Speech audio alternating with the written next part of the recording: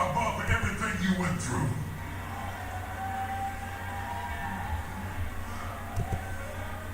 And when I was studying the text, Dr. James, there was a point that I discovered. These men that came to him, and when they came to him, they were in distress, they were in debt, and they were in discontentment. But when he finished with them, by the time we get to 2 Chronicles, the Bible does not describe them as being in distress or debt or discontentment. 2 Chronicles says that they have become mighty men of valor with swords and force and might. And God said, what they're going to come to you, watch this, in seed form of what they're going to be. And it is your job to bring about the transformation into what they are capable of being. They're going to come distressed in debt, and they're going to come discontented. But God said you are not to lead them like he sends them, nor be discouraged because he didn't send you a finished product. He's sending it to you in seed form, and you're going to have to turn them into what God wants you to have to rule with. So instead of turning them into a gang or a mob, he strengthened their skills, he mentored their potential, and they became mighty men of valor. They were never described again the way he found them, because the impact of his influence was so great that the more men he gathered, the more he transformed them into what they were going to be. And this is the beginning of the kingdom. That kingdom come.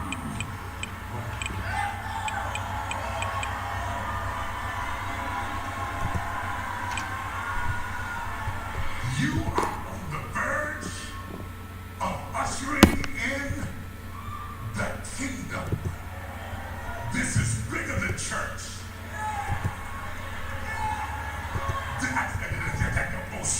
This is bigger than church. This is kingdom. This is dominion. This is power. This is authority. This is a revolution. This is an uprising. This is a movement.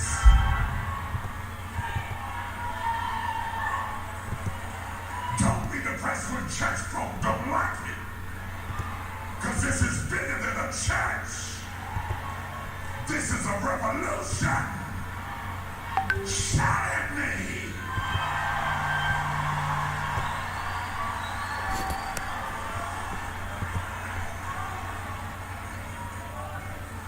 They're going to come to you for transformation, but they're going to connect to you from the place of your frustration.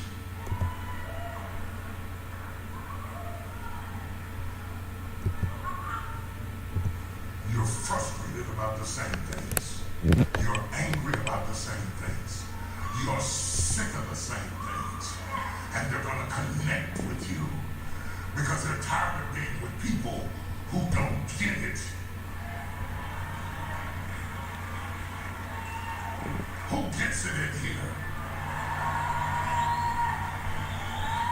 That's why I tell people everywhere there is no place I would rather preach than right here at the Potter's house. It is not the size of the room, but I like to preach to people who get it. Holler at me, I get it. Type it on the line, I get it. You wouldn't be watching if you didn't get it. You wouldn't be crying if you didn't get it. You wouldn't be singing if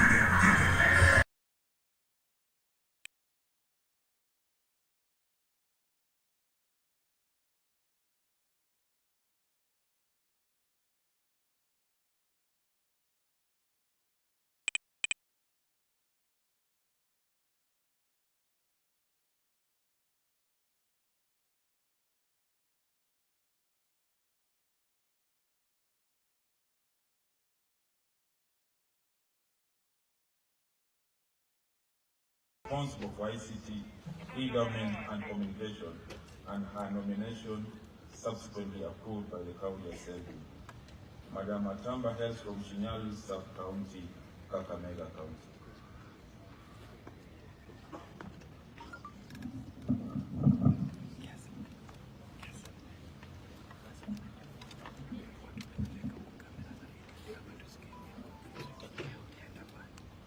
I, Atamba Rachel Carol, do swear solemnly, affirm that I shall always and truly serve the people of the Republic of Kenya in the office of the Executive Committee member of Kakamega County, that I shall diligently discharge my duties and perform my functions in the said office to the best of my judgment, that I shall at all times, when so required, faithfully and truly give my counsel and advice to the governor of the Kakamega County, that I shall do justice to all.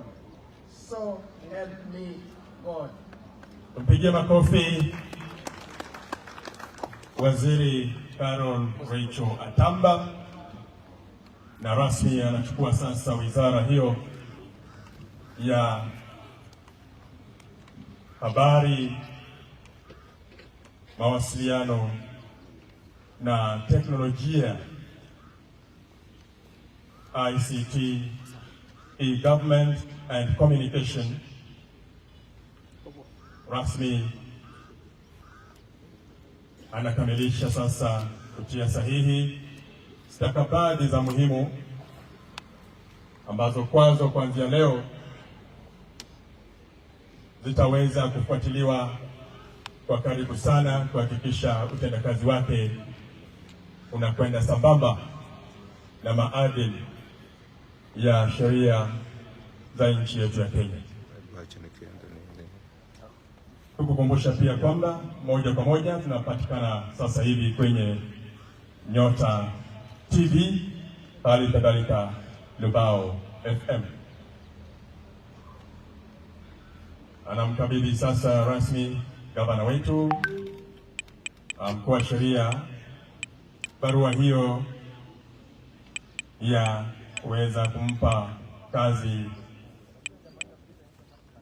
Bi Carol Rachel Atamba kuwa waziri, na imetimia. Anampa barua ya kazi sasa. Tupigie makofi. Congratulations. Mama anasema thank you. Gavana anamwambia fanya kazi. Congratulations once more. Asante sana.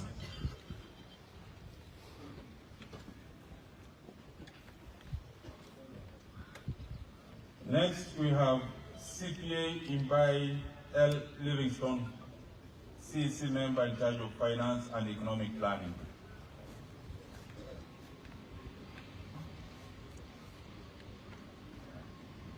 CPA Livingstone Luvasi Imbai is a holder of a master's degree in business administration, finance from Kenyatta University, and a bachelor of business management, finance and banking from Moi University.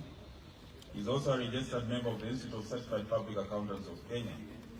CPA Imbai has undertaken a senior management course at the Kenya School of Government. He has also attended a vast number of trainings on retirement benefits, trustee certification, the accounting technician certificate from Maseno University, and fraud awareness prevention seminar from KC University. CPA Imbai has over 22 years experience and expertise in accounting, finance, internal audit, and budgeting garnered from both the public and private sectors, wherein he has held key positions in both private and public sectors. He commenced his career as a trained teacher at Mwihomo Primary School before joining Mayfair Holdings, Imperial Hotel, Degechai Sacco as an accountant. Thereafter joined the public service as a county budget coordinator with the Office of the Control of Budget before being elevated to the position of chief officer responsible for finance and economic planning in the county government of Odinga. CPA Imbai was nominated by His Excellency the Governor as the County Executive Committee member responsible for finance and economic planning, and his nomination subsequently approved by the County Assembly. CPA Imbai hails from Ikolomani Sub-County, Kakamega County.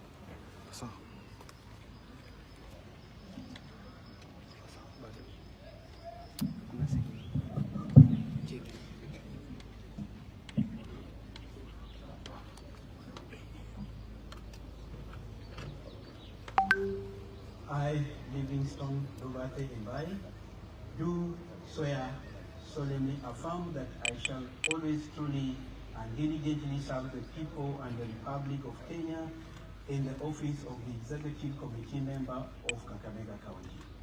That I shall diligently discharge my duties and perform my functions in the state office to the best of my judgment.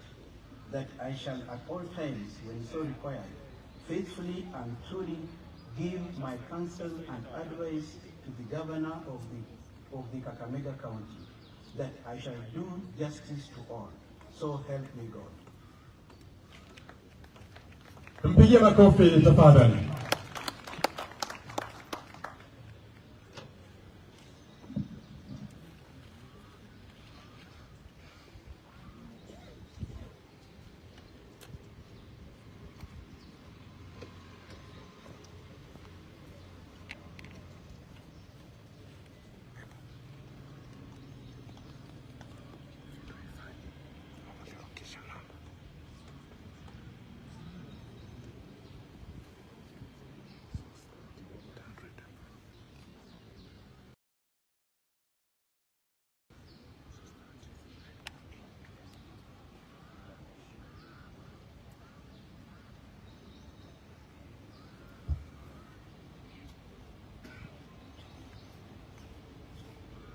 Anakamilisha kutia sahihi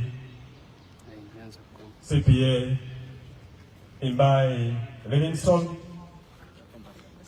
na stakabadhi zake ziko mikononi mwa gavana. Amkubalie kuwa waziri wetu wa fedha na mipango ya kiuchumi, na ombi lake linatimia. Gavana anatia sahihi na amekamilisha vizuri. Tumpigie makofi mazuri.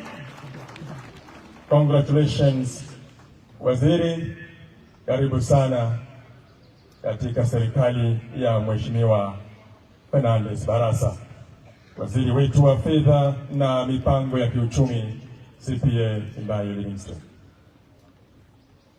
Next is Architect Patrick Wesson, County Executive Roads, Energy and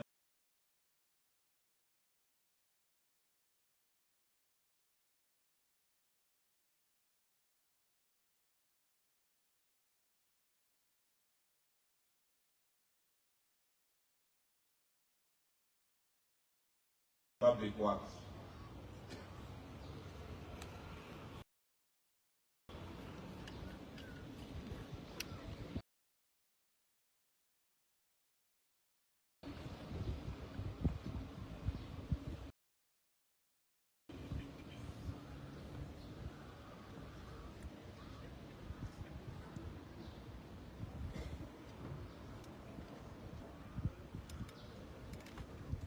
Architect Patrick Wesonga Kundu holds a Master's of Business Administration, degree in Strategic Management, a Bachelor of Architecture degree from the University of Nairobi, and is currently pursuing a Doctor of Philosophy Entrepreneurship degree, currently at the University of Nairobi. He is a member of the Architectural Association of Kenya and also registered member of the Board of Architects and Quantities and Surveyors.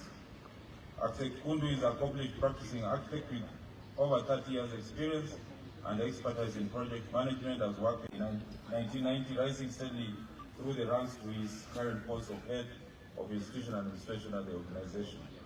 Architect Kundu has been consultant in various projects such as microbiology laboratory for the mission of essential drugs and supplies, meds, a hostel in Togori Hospital, cooperative bank building in Bomet, Tenwek Mission Hospital, Center and Medical Education Complex.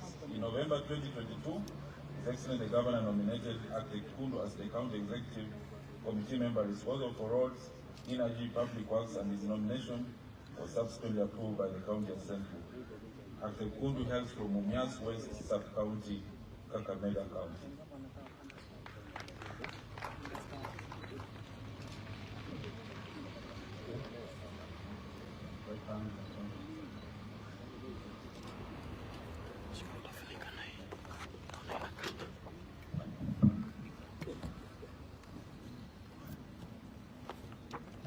I, Patrick Kamukunji, do swear solemnly affirm that I shall always truly and diligently serve the people and the Republic of Kenya in the office of the Executive Committee member of Kakamega County, that I shall diligently discharge my duties and perform my functions in the said office to the best of my judgment, that I shall at all times, when so required, faithfully and truly give my counsel and advice to the Governor of Kakamega County, that I shall do justice to all. So help me God. Tumpigie makofi. Yeah. Anaposema tu so help me God. Wewe wakilia bwana. Tuweze kuwapongeza. Asante sana.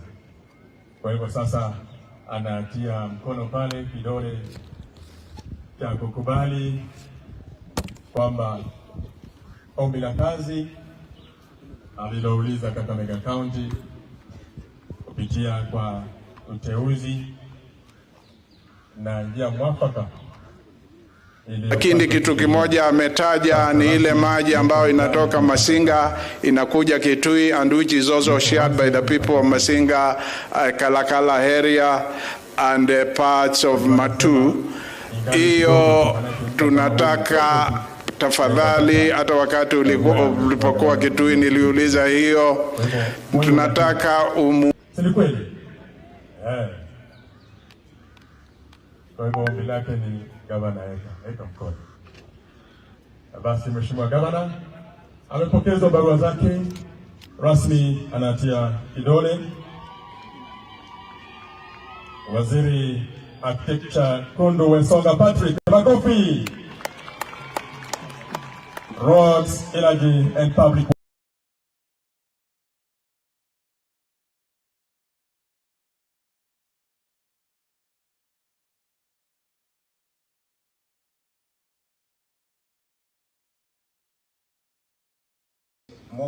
Mandela.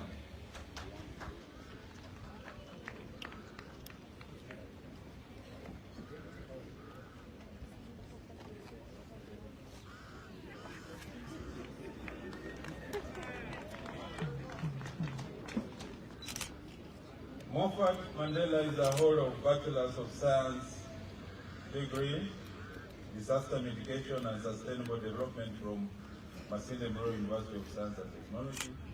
Is currently pursuing a master's degree in development studies at Kamukunji University of Agriculture and Technology. Mr. Mandela has undertaken the Advanced Assessment Package for Social Services and the immediate GIS. He has also attended recognized conferences and symposia, including the African Leadership Symposium and International Conference on Disaster Risk. Mr. Mandela has work experience and expertise spanning through the private sector, social and community-based services with the county government. He commenced his career as a financial advisor with All Mutual Life Assurance Company before joining Kenya SNGO Consortium CACO as a program assistant. In March 2018, he joined the county government of Kakamega as a county youth service and mainstreaming advisor, which position he held up to August 2022. In November 2022, Mr. Mandela was nominated by His Excellency the Governor as the County Executive Member responsible for social services, sports, youth, gender and culture, and his nomination subsequently approved by the County Assembly. Mr. Mandela hails from Mumias East Sub-County, Kakamega County.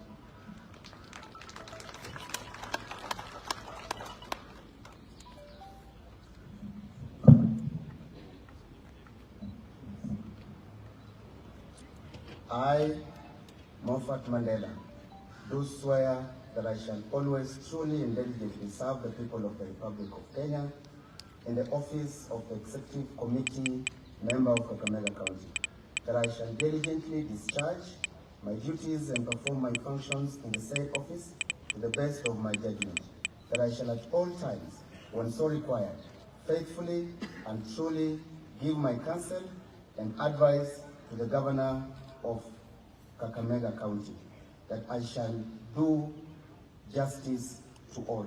So help me God. Makofi kwake Mandela.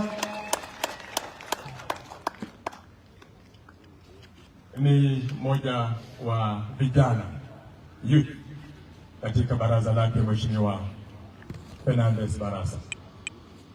Yeye anaingia katika wizara ya Social Services, Sports, Youth, Gender and Culture. Kwa hivyo atahudumia masuala ya ujanani, masuala ya kitamaduni. Hivi ni lazima awe kabisa wa karibu na wazee wetu, na hilo analijua, kwa maana amekuwa tayari mmoja wa wachapakazi katika gatuzi hili, haswa katika kitengo cha vijana, akiwa mshauri mkuu wa serikali. Leo hii ombi lake ni kuwa waziri, na barua yake inapelekwa kwake gavana na mkuu wa sheria wetu Vivian Mbaka, jambo ambalo Mheshimiwa Gavana anatizama barua ile, anaisoma kwa makini kabisa, anahakiki kwamba ndiye, na naona anatia sahihi ya kukubalia ndugu huyu kuchukua kazi. Congratulations. Mpige makofi. Moffat Mandela, Waziri Social Services, Sports, Youth, Gender and Culture. Kongole. Congratulations. Makofi tena tafadhali mabina bwana. Congratulations. Next is Penina Mukavane.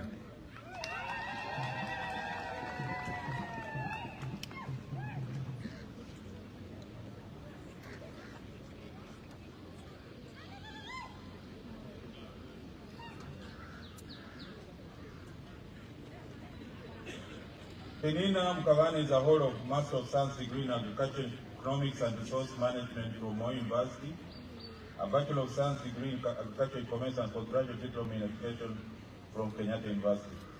She has undertaken Senior Management course in Strategic Leadership and Development course at the Kenya Institute of Administration. She has also attended vast number of trainings in audit, mwongozo and communication. Madam Mukavane has over 25 years experience and expertise in education field and in public service. She commenced her career in 1996 as a physics, chemistry and business teacher at St. Henry Saisi Wabuge Memorial School. She thereafter taught and lectured at Bishop Anyolo School, Kakamwe, Emadia Secondary School, Mukumu Girls, Kilifi Institute of Agriculture, and finally Bukura Agricultural College, where she served as a senior lecturer in the Department of Agriculture, Education and Rural Development up to 2013. Madam Mukavane subsequently joined the county government of Kakamega, where she served in various positions as county executive committee member in water, environment, livestock, agriculture and cooperatives, and also health services. In March 2018, she took up a new role in the county government as a chief advisor, special programs and gender affairs in the office of the governor. In November 2022, Madam Mukavane was nominated by His Excellency the Governor as the County Executive Committee member responsible for land, housing, urban areas and fiscal planning, and her nomination subsequently approved by the County Assembly. Madam Mukavane hails from Murambi Sub-County, Kakamega County.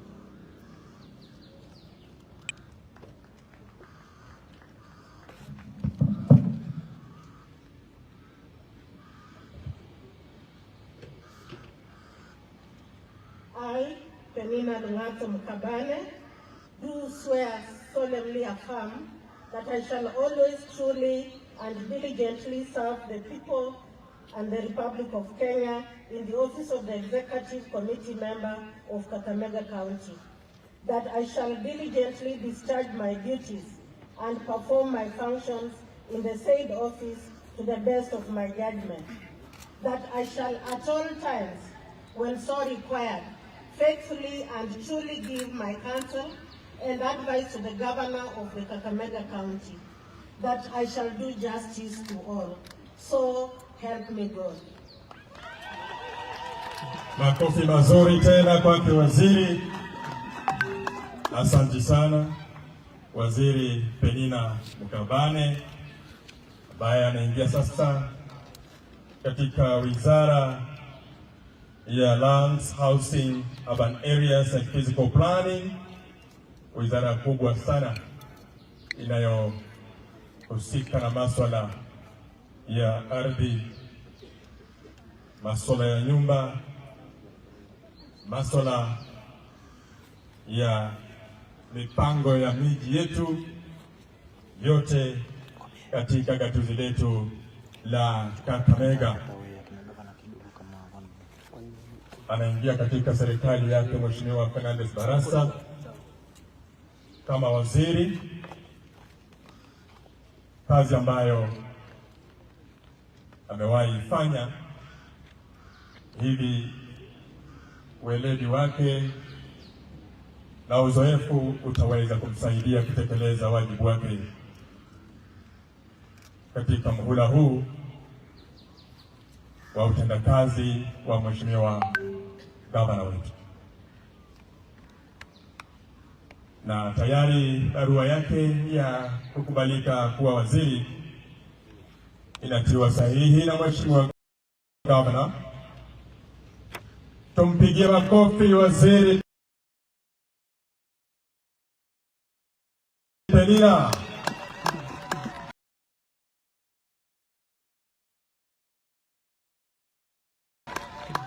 Kongole tena, congratulations, asante sana na karibu tena katika serikali. The next is Lawrence Angolo Omuhaka.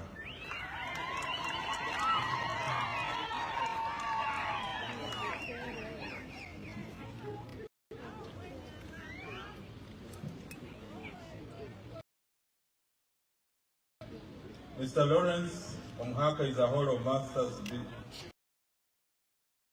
in Business Administration, degree from Kenyatta University, a Bachelor of Education degree from University of Nairobi, and is currently pursuing a Doctor of Philosophy degree in Human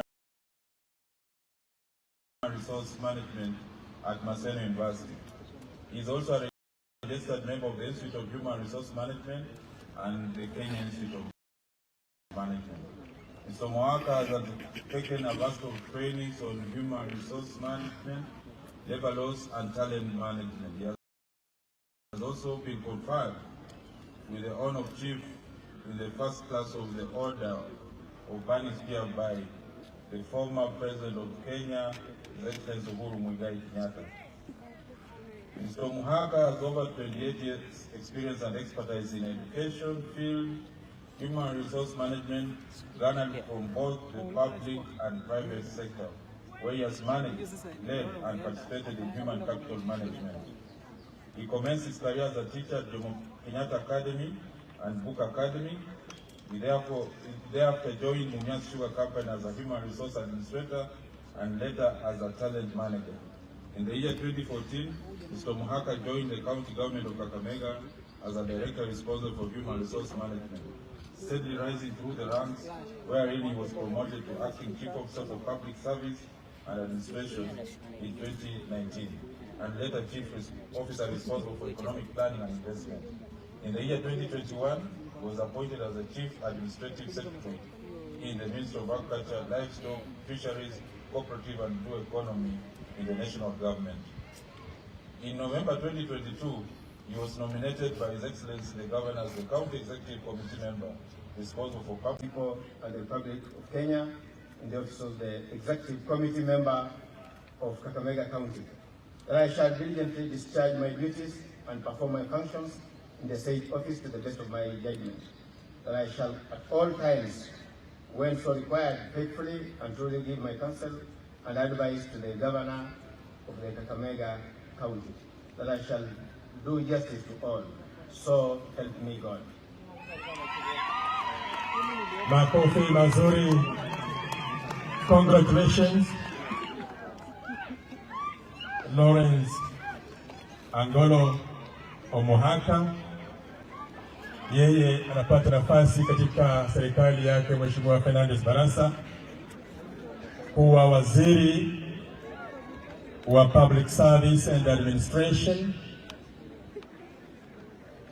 na kwake si jambo geni. Amewahi hudumu katika serikali hii ya ugatuzi na katika ngazi ya kitaifa akawa kaimu waziri wa kilimo. Kwa hivyo anarudi nyumbani kutekeleza wajibu wake kwa mapenzi ya Mheshimiwa Gavana kama waziri Public Service and Administration. Na Mheshimiwa Gavana anatizama stakabadhi zake vizuri na anamkubalia kuwa waziri. Makofi kwake Omohaka. Congratulations, congratulations, kongole ndugu. Karibu tena katika utendakazi Kakamega County. Congratulations.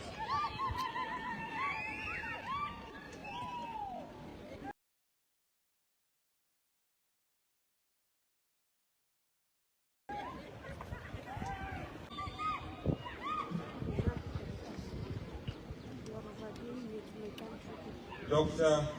Bernard Wesongo Chen holds a bachelor's degree in medicine and surgery from the University of Nairobi, a master in global bioethics from Anhuac University, Mexico, and is currently pursuing a doctor of philosophy degree in public health at Jomo Kenyatta University of Agriculture and Technology. He is a member of the Medical Practitioners and Dentists Council and the Bioethics Society of Kenya. Dr. Wesonga has attended and presented papers in conference conferences and symposia, including the first global conference on patient-centered care at Kenyatta University in 2015, the 10th International Conference on Health at Masinde Muliro University of Southern in 2016, and Bioethics Conference in 2020. He has published several medical research papers. Dr. Wesonga has over 30 years experience in the health sector, where he has garnered a wealth of experience and knowledge in health delivery in the public sector, nationally and internationally. He has worked as a medical doctor at the Kenyatta National Hospital, Kakamega County General Hospital, where he designed, implemented, monitored, and evaluated health delivery programs. He also spearheaded the development of social accountability manual that enhances community participation. Dr. Wesonga currently serves as the chair of the department and lecturer in the Department of Community Health and Behavioral Sciences at the School of Medicine, Masinde Muliro University of Science and Technology, which position he has held prior to his present nomination by His Excellency the Governor as the County Executive Committee member responsible for health services, and his nomination was subsequently approved by the County Assembly. Dr. Wesonga hails from Matungu Sub-County, Kakamega County.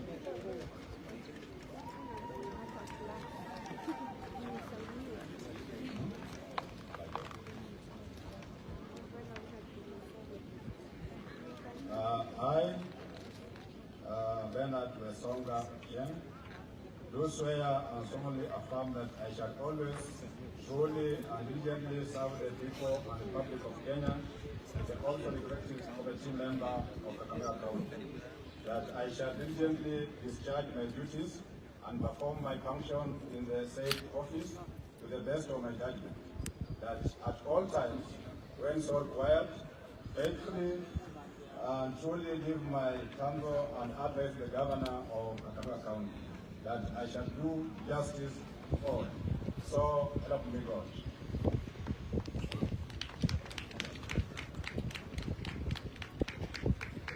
Matungu mwitira sasa mwenyewe. Wapi shangwe na vigelegele wa mama? Hey. Asante sana. Asante sana. Asante. Tusubiri sasa aweze kukamilisha sehemu hiyo. Alafu tumfurahie. Ni mtoto wa nyumbani, na kama ilivyosomwa taarifa yake ni kwamba ujuzi wake wa kazi katika wizara ama masuala ya afya unazidi miaka 30. Kwa hivyo ni samaki ametupwa ndani ya mto wake. Hapo atacheza sawasawa, ni kufurahia akifanya kazi yake na utendakazi wa gavana uweze kuonekana zaidi ya mipaka yetu ya Kakamega. Stakabadhi zake hizo zinaletwa mbele yake Mheshimiwa Gavana na kaunti attorney wetu Bi Mbaka, na gavana anahakiki kabisa, anathibitisha ndiye Dr. Ochieng Wesonga Bernard na anampa stakabadhi rasmi. Mpigie makofi. Congratulations Daktari. Karibu waziri wa afya Kakamega County. Karibu sana.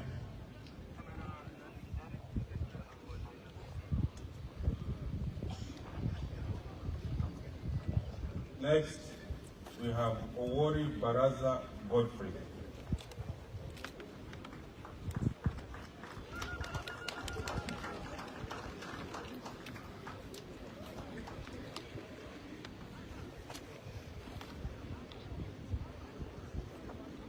Godfrey Owori is a holder of master's degree in philosophy of planning and economics, of education degree from Maseno University, a Bachelor of Education Science degree from Kenyatta University.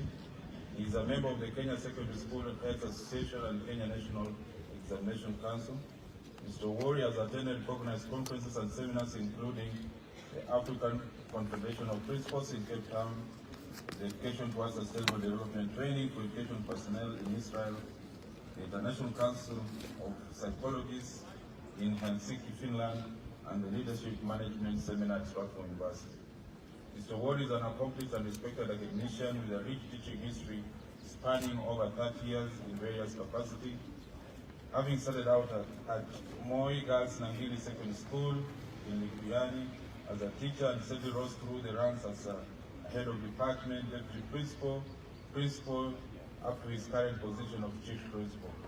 He has been severally fitted for his immense contribution to the education sector, including being named the Kenya Secondary School Heads Association Principal of the Year in the year 2009. He has also served as the chairman of the Kenya Secondary School Heads Association Principal Western Region in the years 2014-2017 and its National Organizing Secretary from 2021 to present. Prior to his nomination by His Excellency the Governor as the County Executive Committee member responsible for education, science and technology, Mr. Owori has been serving as the Chief Principal at St. Joseph's Boys National School in Kitale. Mr. Owori hails from Likuyani Sub-County in Kakamega County.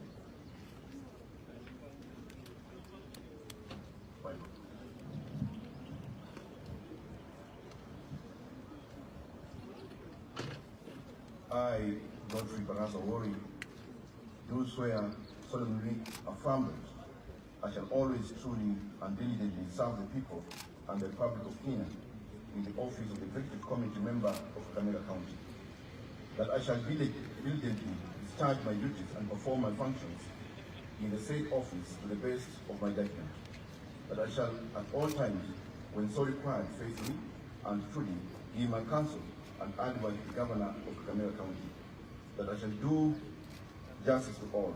So help me God.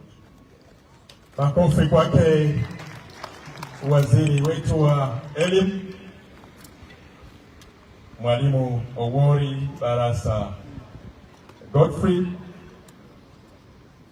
na sina shaka katibu ataweza kutuelekeza sehemu hiyo ya mawaziri ikikamilika, namna watakaofuata pia watajiandaa. Ukifuatilia kwa uzuri utapata ya kwamba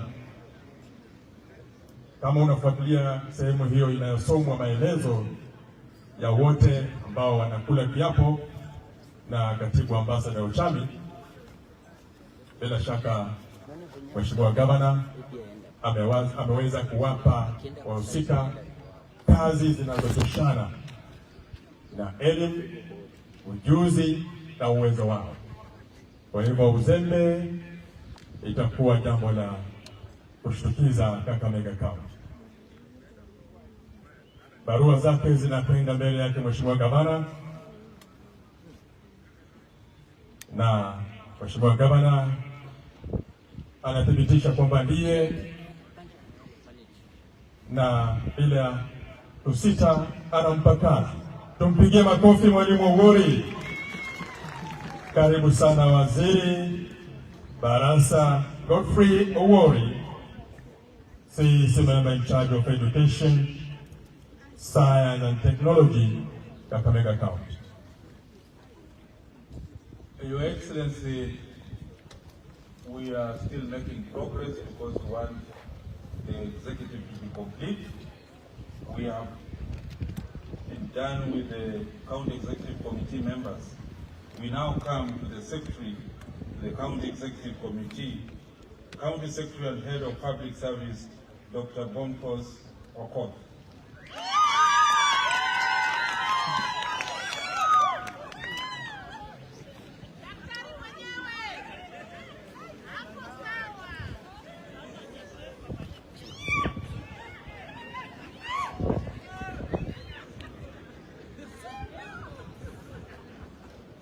Dr. Bonkos Okot holds a Doctor of Philosophy degree in Business Administration, Human Resource Management from Kabrak University, a Master of Science degree in Human Resource Management from Masinde Muliro University of Science and Technology, and a Bachelor degree of Education in Science from Kenyatta University.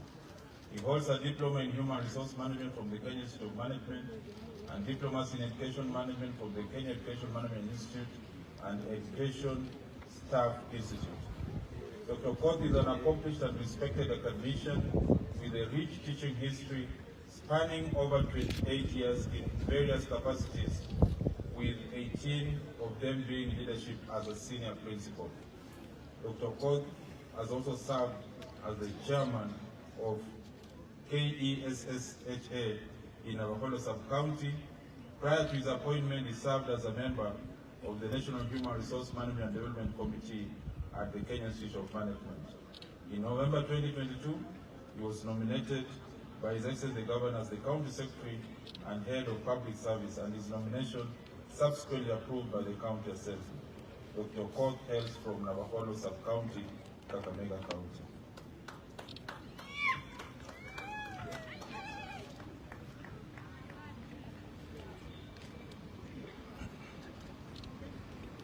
I, Boniface Okot, do solemnly swear that I shall always, truly and diligently serve the people of Kakamega County and the Republic of Kenya in the office of the County Secretary, that I shall diligently discharge my duties and perform functions in the said office to the best of my judgment, that I shall at all times, when so required, faithfully and truly give my counsel and advice to the Governor, that I shall maintain secrecy and confidentiality in the course of my duties and shall not divulge any information gained by me as a result of my appointment as required by the county government of Kakamega,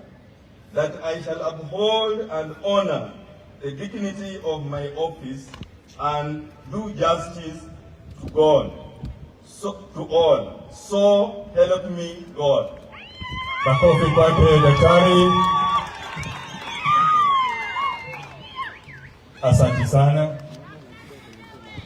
Daktari Boniface Okot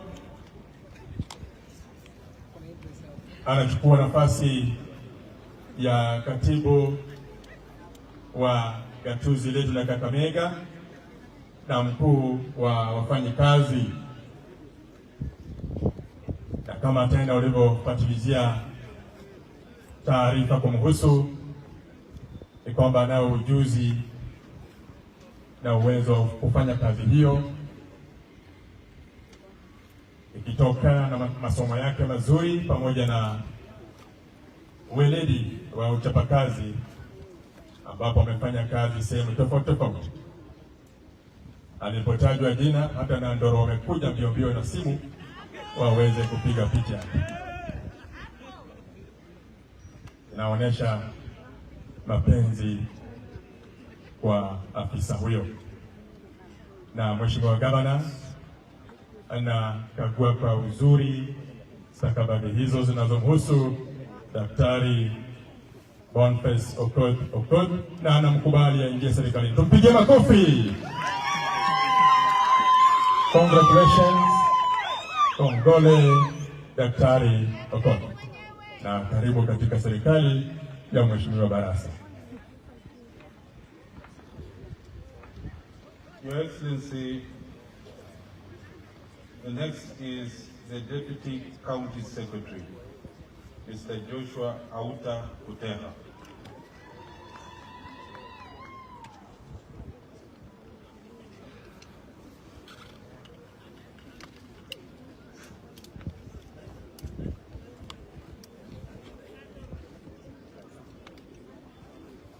Mr. Joshua Auta Kuteha holds a Master's of Arts degree in Communication Studies and a Bachelor of Arts degree from the University of Nairobi. Mr. Kuteha has undertaken the Strategic Leadership Development Program at the Kenya School of Government. He has also attended a vast number of trainings on public administration, project development and management, staff performance appraisal, civic education and public participation, and performance management. Mr. Kuteha has over 33 years experience and expertise in public service, having commenced his career as an administrative officer in the Office of the President in 1988.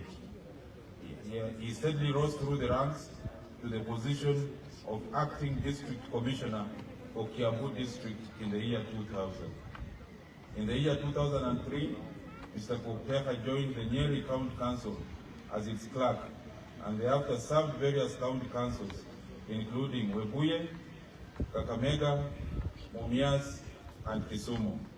In 2013, Mr. Kuteha was appointed as the head of public participation in the county government of Kakamega and was later promoted to the position of county secretary in the year 2018.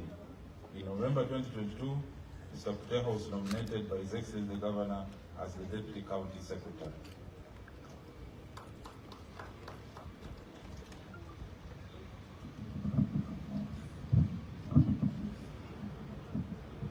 I, Joshua Auta Kuteha, do solemnly swear that I shall always truly and diligently serve the people of Kakamega County and the Republic of Kenya in the office of the Deputy County Secretary, that I shall diligently discharge my duties and perform my functions in the said office to the best of my judgment, that I shall at all times, when so required, faithfully and truly give my counsel and advice to the governor, that I shall maintain secrecy and confidentiality in the course of my duties, and I shall not divulge any information gained by me as a result of my appointment as required by the county government of Kakamega, that I shall uphold the whole and dignity of my office and do justice to all. So help me God. Tumpigie makofi mazuri.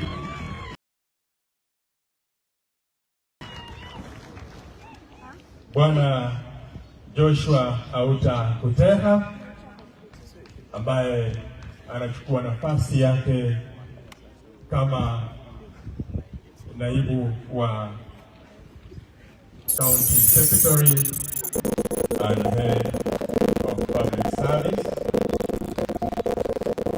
na kama ulivyosikia tena ujumbe kumhusu, naibu wa katibu mkuu wa gatuzi la Kakamega Bwana Joshua Auta Kuteha, kwamba ujuzi wake wa kazi hii ujaanzia hapa. Amewahi kudumu katika ofisi ya rais, na hii inakuambia kwamba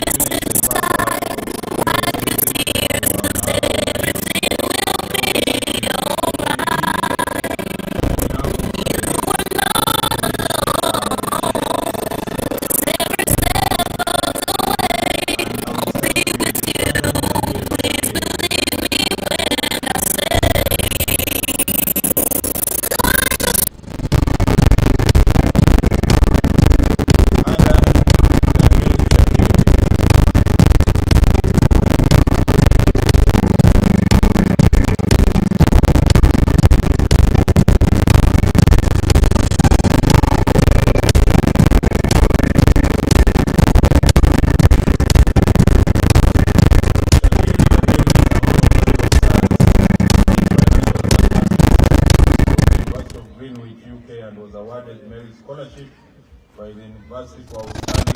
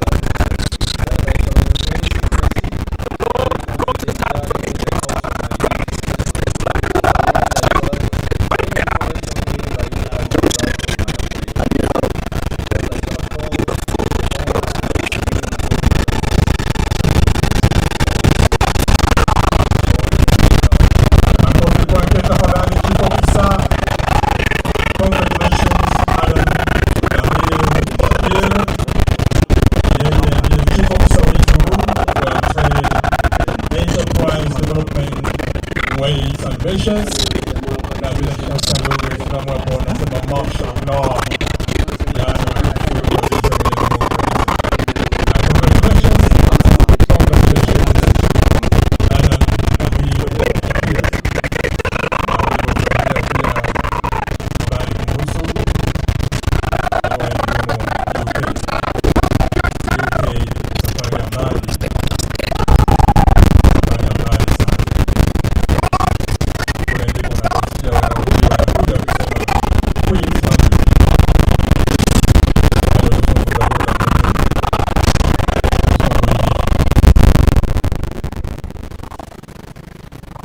Basi Mheshimiwa Gavana anakubali barua yake Chief Officer Adam Shakir, na amewahi hudumu pia katika gatuzi zingine. Makofi kwake. Congratulations, congratulations Adam, na karibu na kamera. Karibu sana.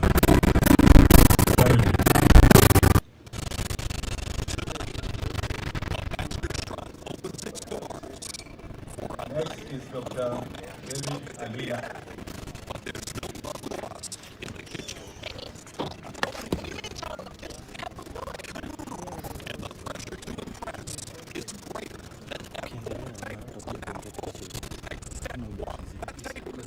Dr. David Alia holds a doctorate in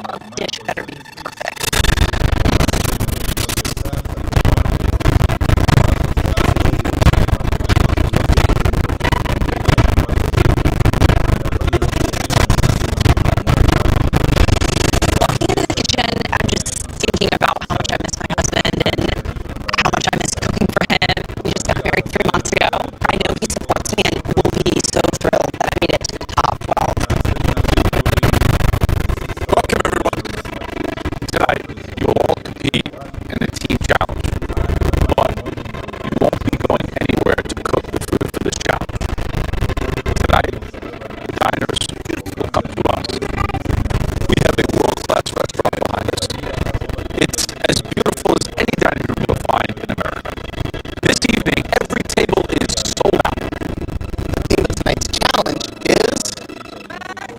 love. The tables in our restaurant will be filled with 17 couples that are madly in love with each other. I've been with my girlfriend Odinga for almost 4 years, and she's the world to me. Being able to cook for all of these happy couples, it feels like the closest thing I can have to seeing my girlfriend right now. Tonight, romance is on the menu. Each partner cooks will be split into 2 teams of 6. Each team will be responsible for creating and cooking a stunning composed entree and an equally impressive dessert, both worthy of this very special occasion. And then each couple will decide together which team delivered the best overall dining experience. The team with the most votes will not have to face that dreaded upcoming pressure test. Elizabeth and her aunt, because you have the 2 best dishes in the last elimination challenge, you will be team captains. I'm not a fan of this challenge because I've never been on a date before. So the fact that I have to cook a romantic dinner, I'm not too excited. Now, Elizabeth, because you have the best dish in the previous challenge, you get to pick first. I'm choosing Francis. Well done. I picked Francis first because he's such a passionate person, and with the challenge being all about love, he's totally gonna rock this. I'm choosing this person because he's an amazing cook, and he's also one of my best friends here. Frankly, if I were gonna eat a dessert, I'd want this person to make it, and that's what I'm choosing. Asante sana. Na Daktari David Anekea Alila anatia sahihi katika stakabadhi hizo tofauti tofauti za kuweza kumkubalia kuingia rasmi katika utendakazi serikalini kama afisa mkuu wa masuala ya afya, Chief Officer Medical Services. Na watia Tony anamletea gavana stakabadhi hizo.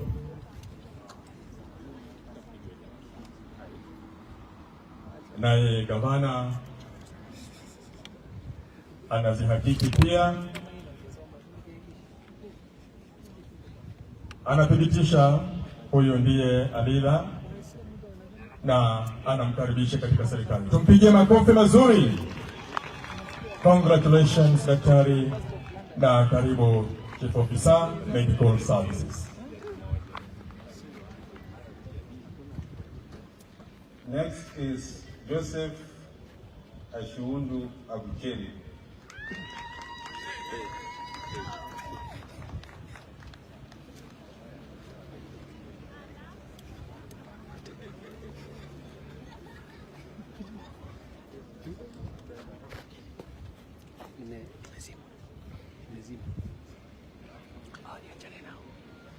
Mr. Joseph Abucheri Ashiundu is a holder of Masters of Business Administration degree in Strategic Management from Kenyatta University of Agriculture, a Bachelor of Arts degree from Egerton University, and Diploma in Education Management from Kenya. He is a member of CUPET, Catholic Secondary Principal Association. Mr. Ashiundu is a specialist in educational pedagogy, management and leadership, professional ethics, logic, strategic policy. Mr. Ashiundu has over 22 years experience in the education sector. He commenced his career in 1999 as a teacher at Kapsoi Secondary School, which saw him rising through the ranks to a principal at St. Malimiri Secondary School in 2009, a principal at St. Michael's Mungo Secondary School, and a principal at St. Mary's Uyogo Secondary School, which position he has held until his nomination to the county government. He is the vice chair of Kesha Nambalesa County. In November 2022, Mr. Ashiundu was nominated by the governor as the chief of service for youth, sports and library services, and his nomination subsequently approved by the county assembly.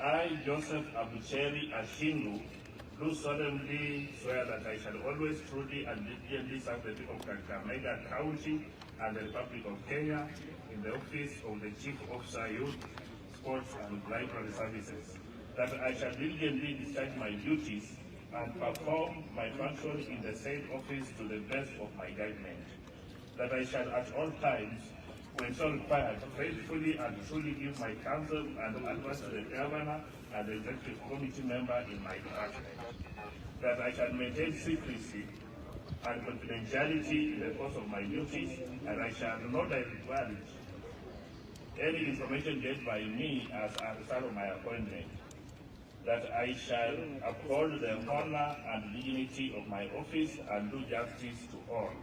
So help me God. Makofi mazuri. Asante sana.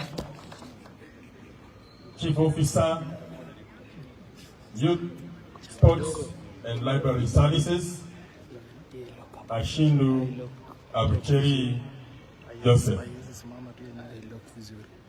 Masuala ya vijana, huyo ndiye sasa afisa mkuu wetu. Masuala ya michezo na yote yanayohusu makavazi yetu. Anatia sahihi stakabadhi muhimu ambazo kwazo rasmi sasa ataweza kukubalika kuwa mtendakazi katika huduma za kiserikali, huduma za umma. Amekwisha kabidhiwa stakabadhi hizo Mheshimiwa Gavana, na kwa utaratibu anazikagua tena ili kuthibitisha kwamba ndiye, na baada ya kuzihakiki vizuri sana, Gavana anamwambia karibu. Tumpigie makofi.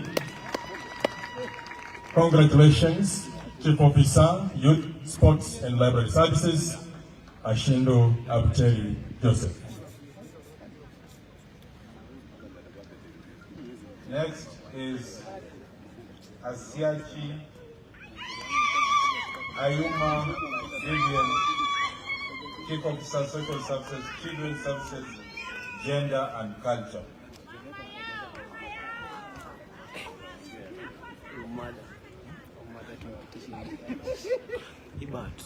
Baro kama baro kuja kuongea alafu una bat. Sasa afadhali umadha ama baro. Ipi azima utasha baadaye. Ms. Vivian Ayuma is a holder of Bachelor degree in Arts and Design from University of Nairobi.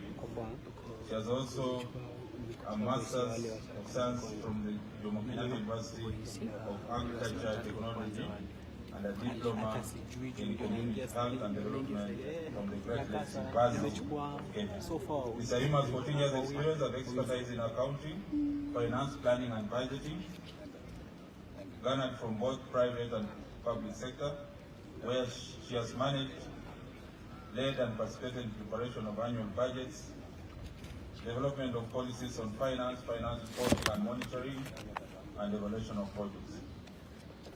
Ms. Ayuma commenced her career as a leader in interest community service before joining the International Child Development Center as a social worker, and subsequently worked as a deputy registration returning officer with IEC, with Central Constituency, and thereafter as a project director with Compassion International Liberation Child Development Center in Urambi constituency, Kolomani and then Urambi constituency, before joining the Parliamentary Service Commission as constituency office manager.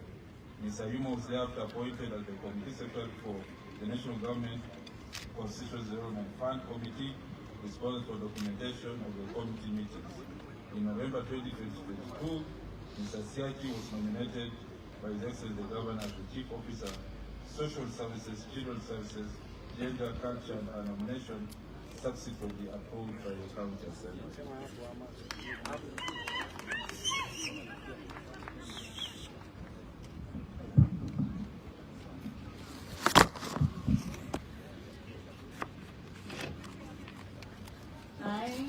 Vivian Ayuma Asiachi, do solemnly swear that I shall always truly and diligently serve the people of Kakamega County and the Republic of Kenya in the office of the Chief Officer, Social Services, Children's Services, Gender and Culture. That I shall diligently discharge my duties and perform my function in the said office to the best of my judgment. That I shall at all times when so required, faithfully and truly give my counsel and advice to the Governor and the Executive Committee member in my department.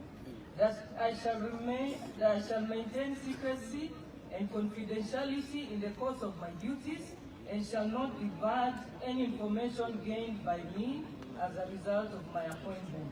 That I shall uphold the honor and dignity of my office and do justice to all. So help me God. Makofi mazuri. Asante sana. Chief Officer, Social Services, Children's Services, Gender and Culture. Mama Asiachi Ayuma Vivian. Na ameitwa mama yao na amepewa watoto. Kwa hivyo watoto wako salama. Masuala yote haya ya social services, persons living with disability, gender, culture, atakuwa anatuchunga vizuri. Na stakabadhi zake ziko mikononi mwake Mheshimiwa Gavana kwa sasa.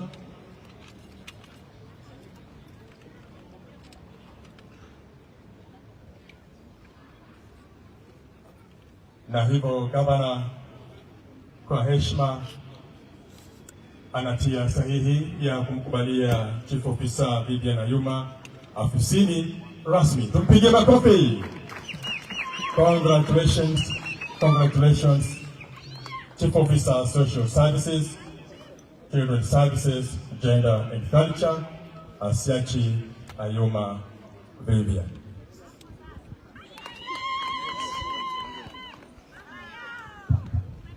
Next is Amwoga Mohambe Dorin.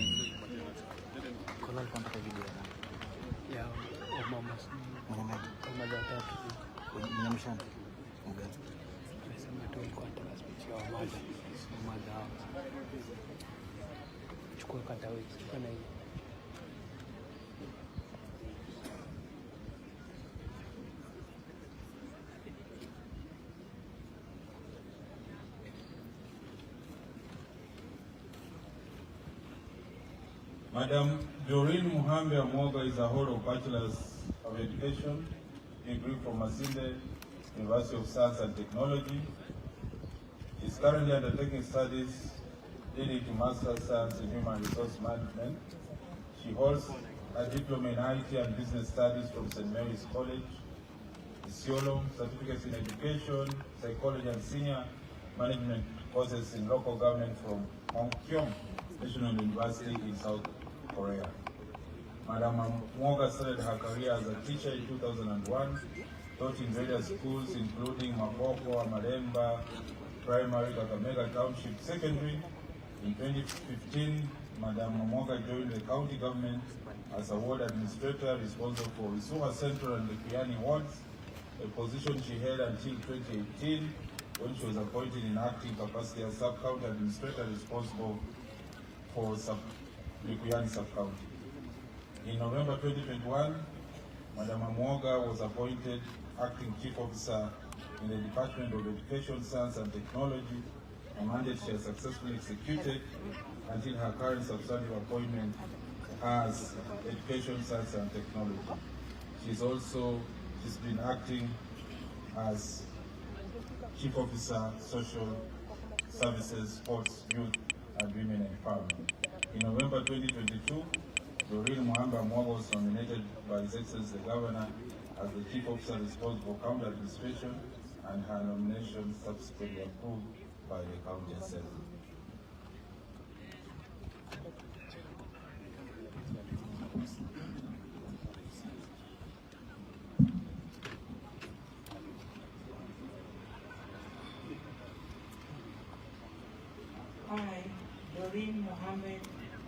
Kakamega, do solemnly swear that I shall always truly and diligently serve the people of Kakamega County and the Republic of Kenya in the office of Chief Officer, County Administration.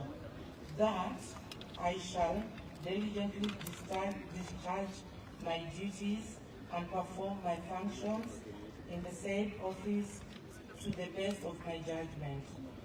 That I shall all times, when so required, faithfully and truly give my counsel and advice to the Governor and the Executive Committee member in the department. That I shall maintain secrecy, confidentiality, and in the course of my duty, and I shall not divert any information gained here by me as a result of my appointment. That I shall uphold the honor and dignity of my office and do justice to all. So help me God. Makofi kwake Chief Officer Amwoga Mohamed Dorin ambaye aliomba kazi na kwa mapenzi yake Mwenyezi Mungu Mheshimiwa Gavana akamteua, akapitia michujo yote na leo hii yuko hapa kupokea stakabadhi yake rasmi baada ya kula kiapo hicho awe afisa mkuu katika kitengo cha utawala, County Administration. Si mgeni katika masuala haya, amewahi hudumu pia kama ulivyosikia kwa mara ya kwanza kama administrator, kupanda ngazi kutoka wadi hadi sub county, na leo sasa anachukua mikoba ya afisa mkuu katika utawala wa county. Mheshimiwa Gavana anakubalia Bi Amwoga kuingia katika serikali yake na kufanya kazi kama chief officer. Makofi kwake Bi Amwoga. Congratulations. Congratulations Doreen Mohammed Amwoga, Chief Officer, County Administration. Your Excellency, next is Patrick Masaviro Utichi, Chief Officer, Urban Areas and Fiscal Planning.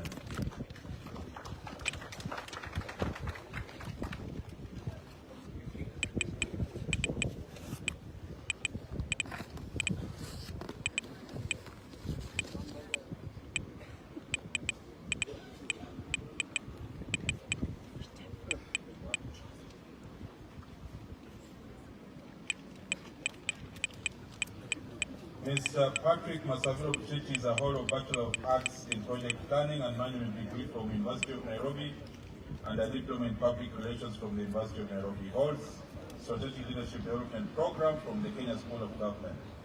Mr. Kuchichi is an associate member of the Kenya Association of Project Managers with over 8 years experience and expertise in various capacities ranging from operations officer to group director of various companies. Mr. Kuchichi commenced his working careers at Made in Company Limited as a group director for a period of 5 years. He thereafter worked as an operations officer at Blackboard Enterprise Limited. A position is held from 2020 to date. In November 2022, Mr. Kuchichi was nominated by His Excellency as the Chief Officer responsible for urban areas and fiscal planning, and his nomination successfully approved by the County Assembly.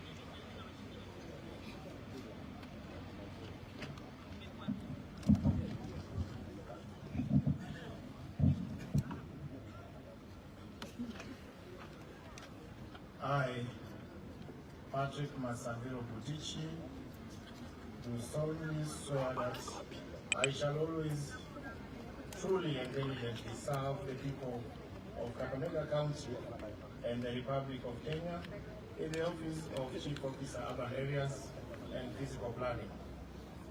That I shall diligently discharge my duties and perform my functions in the said office to the best of my judgment. That I shall, all times, when so required, faithfully and truly give my counsel and advice to the governor and the executive committee member in my department. That I shall maintain secrecy and confidentiality in the course of my duties and shall not divulge any information gained by me as a result of my appointment.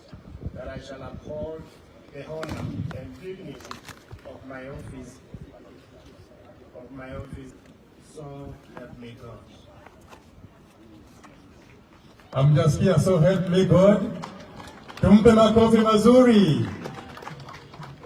Karibu sana Chief Officer Patrick Botichi Masaviru.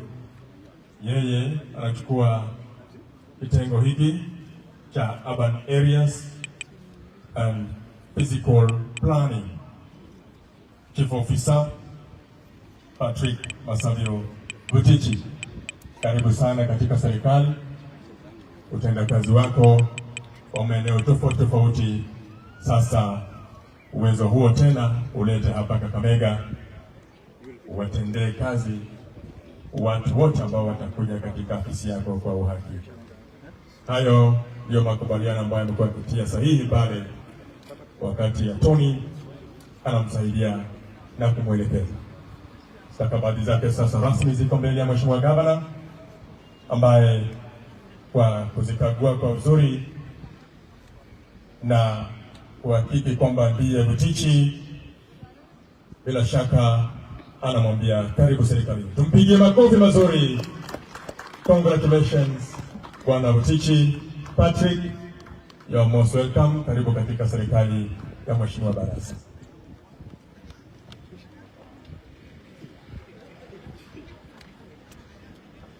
Next is Faith Kamali Gitira.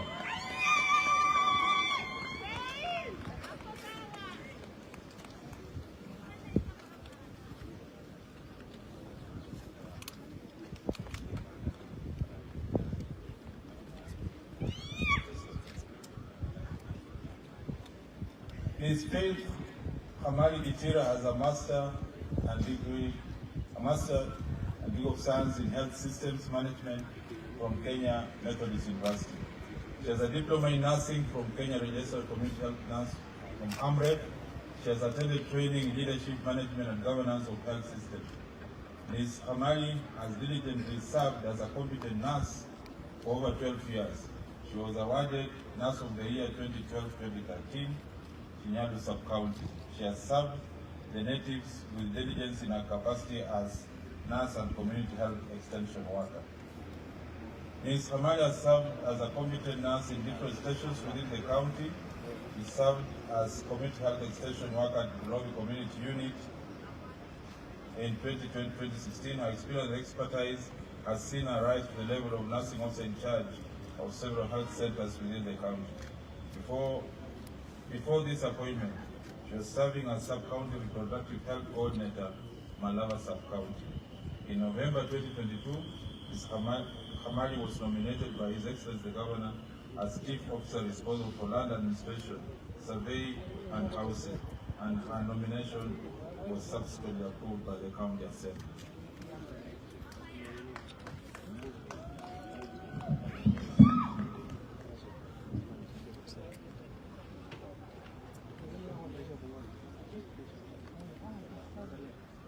I, Faith Kamali Gitira, do solemnly swear that I shall always truly and diligently serve the people of Kakamega County and the Republic of Kenya in the office of Chief Officer Lands Administration, that I shall diligently discharge my duties and perform my functions in the said office to the best of my judgment, that I shall all at times, when so required, faithfully and truly give my counsel and advice to the Governor and the Executive Committee member in my department, that I shall maintain secrecy and confidentiality in the course of my duties, and I shall not divulge any information gained by me as a result of my appointment, that I shall uphold the honor and dignity of my office and do justice to all. So help me God. Makofi kwake Gitira. Pongole. Pongole tena. Anatia sahihi ilivyo ada stakabadhi za kumpokea katika utendakazi wa serikali, kuwahudumia umma na kuhakikisha utendakazi wake unakwenda sawa sawa na maadili ya sheria zetu za nchi yetu tukufu ya Kenya. Nikukumbushe kwamba moja kwa moja tuko hewani kupitia runinga ya Nyota pamoja na Lubao FM ambao wanapeperusha matangazo hayo kutokea hapa Kakamega Buhungu Stadium. Mheshimiwa Gavana kwa sasa anathibitisha stakabadhi hizo na kweli anapata ndiye Famali Faid anampa kazi. Makofi mazuri.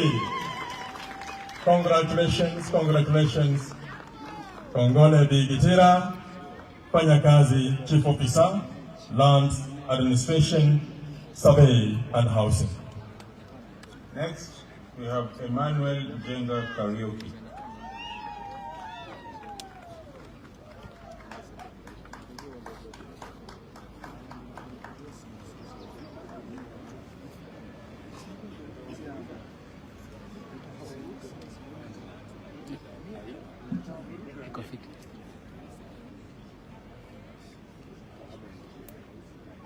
Mr. Emmanuel Odinga is a holder of Bachelor of Education Science degree from Kenyatta University and a certificate in human resource from the Kenya Institute of Management.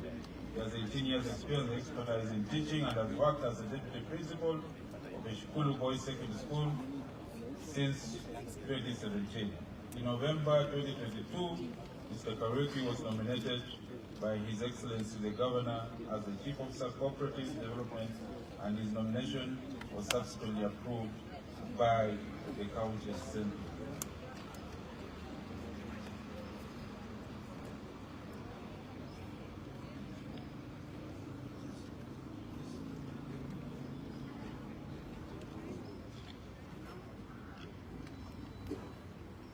I, Emmanuel Odinga Karaoke, do solemnly swear that I shall always, truly and diligently serve the people of Kakamega County and the Republic of Kenya in the office of Chief Officer Cooperative Development, that I shall diligently discharge my duties and perform my functions in the said office to the best of my judgment, that I shall all times, when so required, faithfully and truly give my counsel and advice to the Governor and the Executive Committee member in my department, that I shall maintain secrecy and confidentiality in the course of my duties, and shall not divulge any information gained by me as a result of my appointment,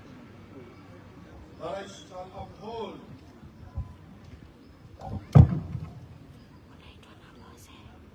shall uphold the honor and dignity of my office and do justice to all.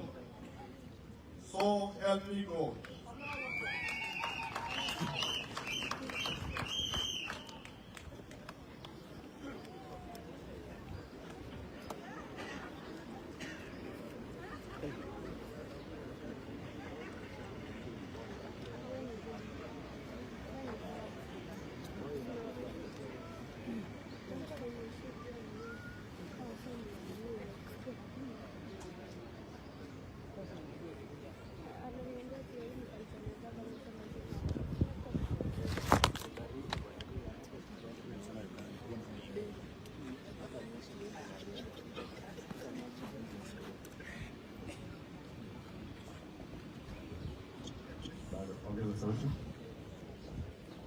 Aya, asante sana.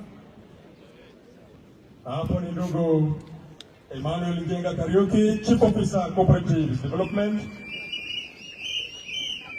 No mwana wenga ulazani kuyami ano. Opara chama hilo luya. Pigia makofi mazuri. Congratulations. Congratulations. Chief Officer Cooperative Development, Kariuki Njenga Emmanuel.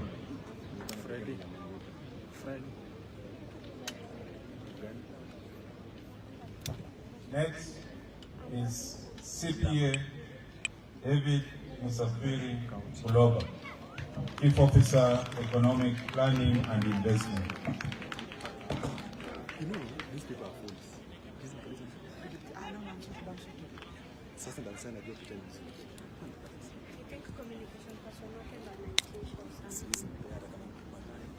CPA Kuloba David Musafiri holds a Master of Commerce in Finance and Accounting option from KC University.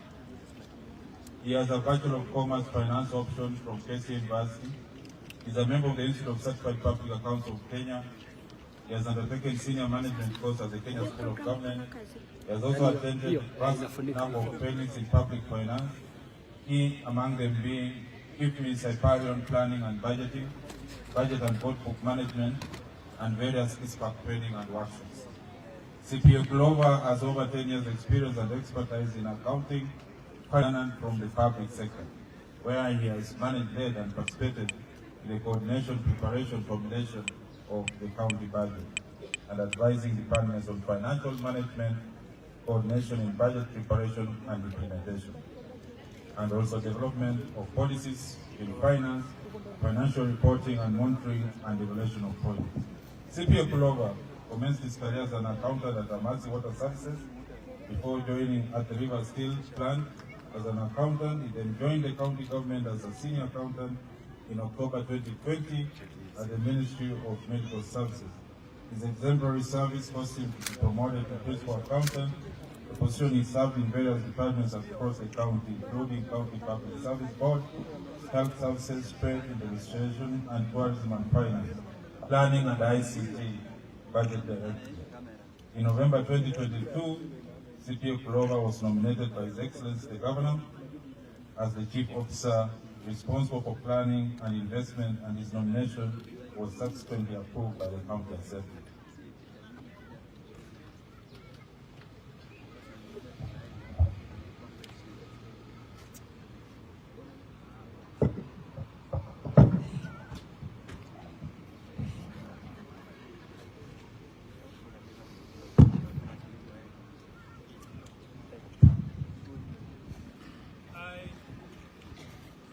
David Musafiri Kuloba, do solemnly swear that I will always truly and diligently serve the people of Kakamega County and the Republic of Kenya in the office of Chief Officer, Planning and Investment, that I will diligently discharge my duties and perform my functions in the same office to the best of my judgment, that I shall at all times, when so required, faithfully and truly give my counsel and advice to the Governor and the Executive Committee member in my department, that I shall maintain secrecy and confidentiality in the course of my duties, and shall not divulge any information gained by me as a result of my appointment, that I shall uphold the honor and dignity of my office and do justice to all. So help me God. Tumpe Kuloba makofi mazuri tena. Kongole ndugu. Congratulations. CPA Kuloba David Musafiri, Chief Officer, Economic Planning and Investment. Si mgeni katika masuala haya ya utendakazi in public service. Kwa Kwa hivyo ujuzi wake utamwezesha kufanya kazi kwa mujibu wa sheria. Mheshimiwa Gavana anatizama stakabadhi zake Kuloba kabisa na hakiki huyu ndiye, na anatia sahihi ya kumkubalia kuingia rasmi katika serikali yake.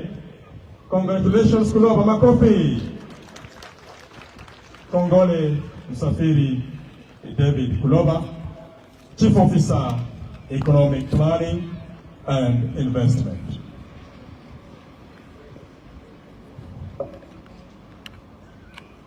Next is Joseph Lutilo, Chief Officer, E-Government and Communication.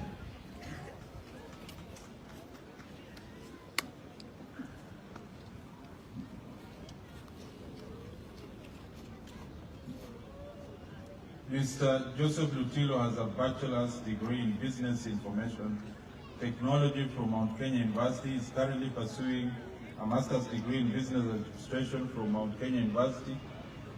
He also has a diploma in Marine Engineering from the Kenya Navy Training College. Mr. Lutilo has 18 years work experience. He began his career as a senior officer at the Navy Marine Engineering Department. He was later appointed as a foreman of KBR Iraq Power Generation. He later joined Afghanistan Dynacop International Power Generation as a supervisor. Mr. Lutilo has served as a director of mobile phone research. He has also served as a manager of Louis Bayo Services at Al-Sad base in US, where he developed new company databases for tracking work orders and guided planning while overseeing all accounting and reporting. In November 2022, Mr. Lutilo was nominated by His Excellency as Chief Officer responsible for e-government and communication, and his nomination was subsequently approved by the County Assembly.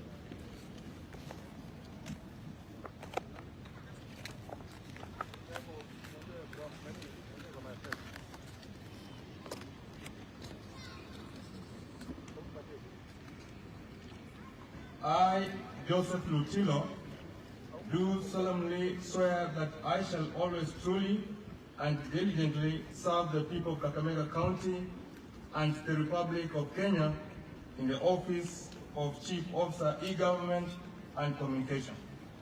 That I shall diligently discharge my duties and perform my functions in the said office to the best of my judgment. That I shall at all times, when so required, faithfully and truly give my counsel and advice to the Governor and the Executive Committee member in my department.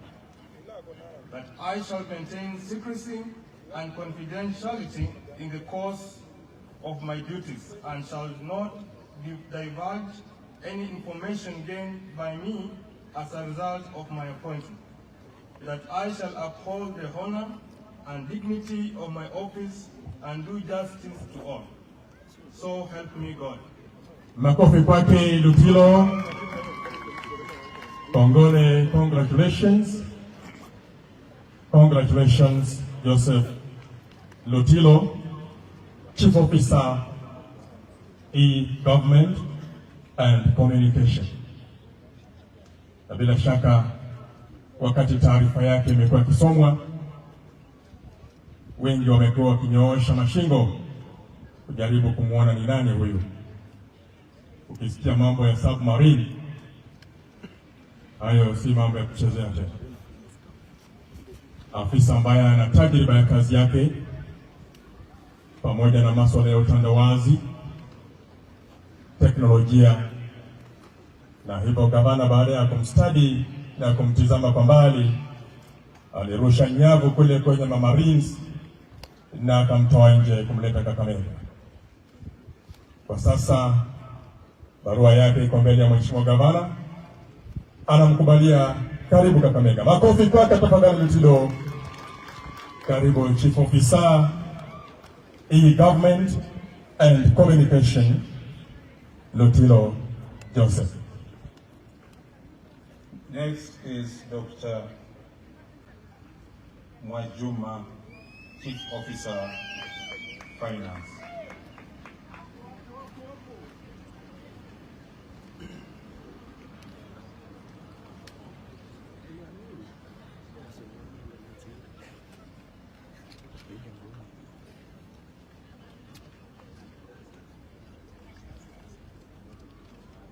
Dr. Jofita June Mwajuma is a holder of doctorate in environmental microbiology, a Master of Science degree in microbiology from Kenyatta University, and a Bachelor of Science degree in botany and zoology, a graduate diploma in education from Kenyatta University.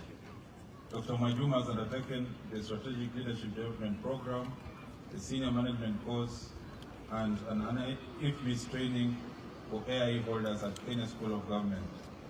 She has also attended a vast number of trainings, key among them Advanced Management Program.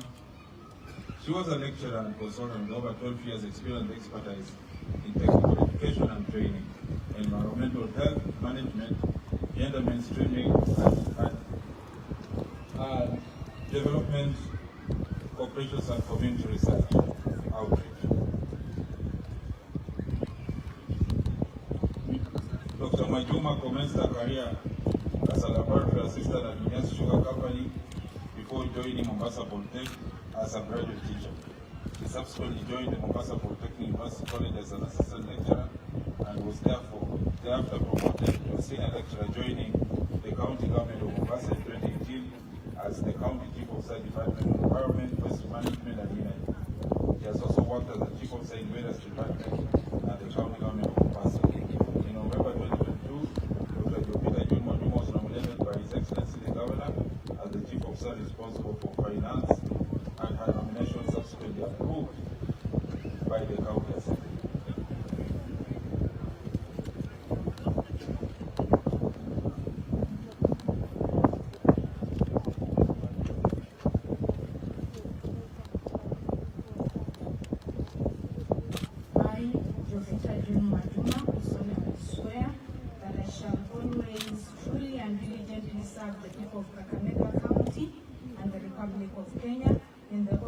Chief Officer, Finance, I shall diligently discharge my duties and perform my functions in the said office to the best of my judgment, that I shall at all times, when so required, faithfully and truly give my counsel and advice to the Governor and the Executive Committee member of my department, that I shall maintain secrecy and confidentiality in the course of my duties, and shall not divulge any information gained by me as a result of my appointment, that I shall uphold the honor and dignity of my office and do justice to all.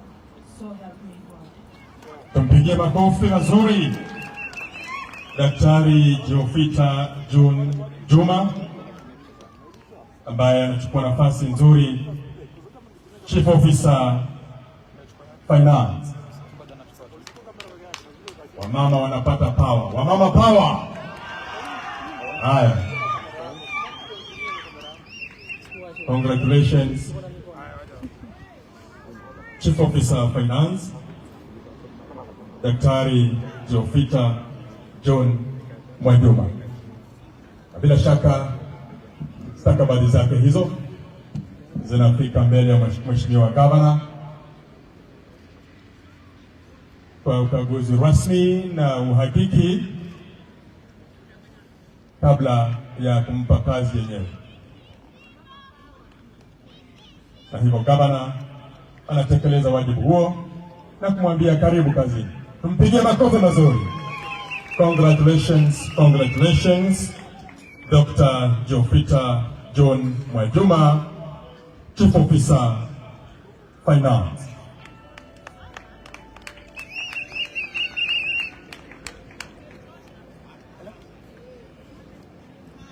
Next is Engineer Joseph Joab Maloba.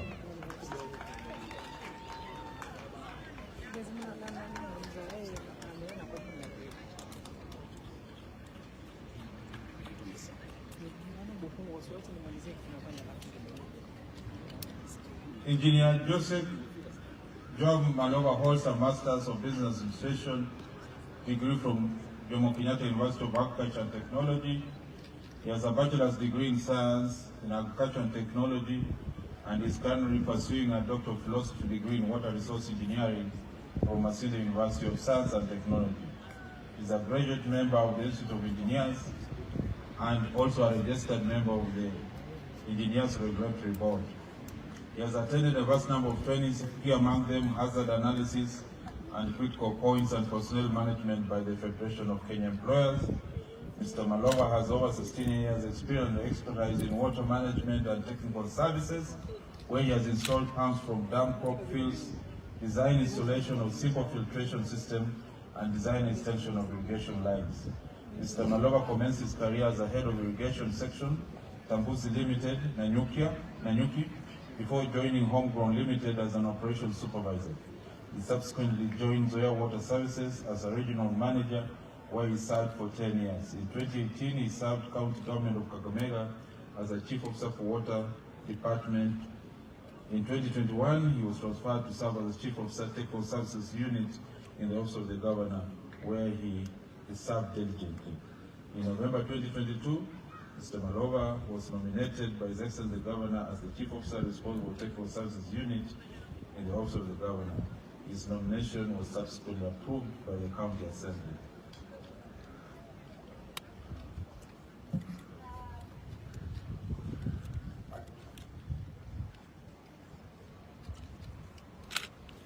I, Joseph Malova, do solemnly swear that I shall always truly and diligently serve the people of Kakamega County and the Republic of Kenya in the office of the Chief Officer Technical Services Unit, that I shall diligently discharge my duties and perform my functions in the said office to the best of my judgment, that I shall at all times when so required faithfully and truly give my counsel and give advice to the Governor and the executive member in the department, that I shall maintain secrecy and confidentiality in the course of my duties, and I shall not divulge any information gained by me as a result of any of my appointment, that I shall uphold and honor the dignity of my office and do justice to all.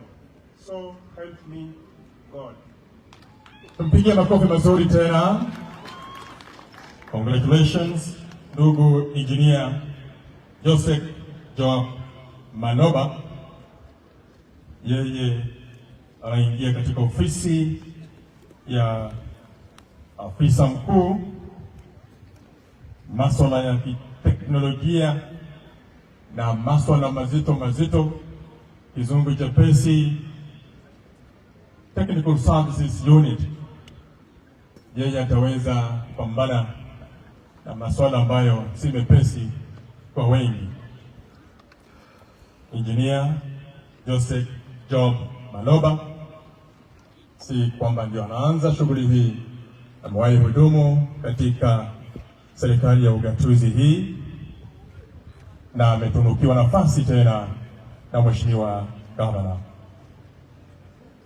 Stakabadhi zake zinatiwa sahihi na Mheshimiwa Gavana na kongole. Makofi kwake. Congratulations, congratulations. Kongole ndugu Maloba. Karibu tena Engineer Joseph Job Maloba, Chief Officer, Technical Services Unit.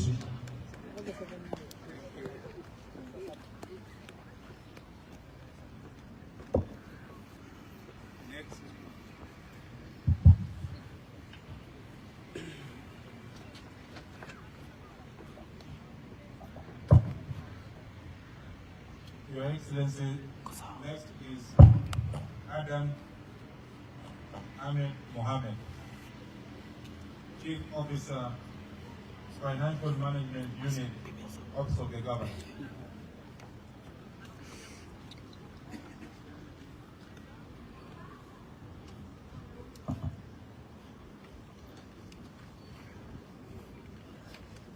Adam Ahmed Mohammed is the holder of Bachelor of Commerce Finance degree. Adam Mohammed has over 11 years experience and expertise in field of finance and works in public sector. Adam Mohammed commenced his working career at Abakusi and associate as an accountant. While in this position, you manage all account operations, you prepare budget forecast report on the company's financial health and liquidity, among other functions. He was later promoted to head of accounts department, where he improved systems and procedures and initiated corrective actions. He coordinated and completed annual audits, established proper accounting methods. He subsequently worked as a senior FMS accountant at the county government of Korea. In November 2022, Mr. Adan Ahmed was nominated by the Excellency, the Governor's Chief Officer, Financial Management Unit in the Office of the Governor, and his nomination was subsequently approved by the County Assembly.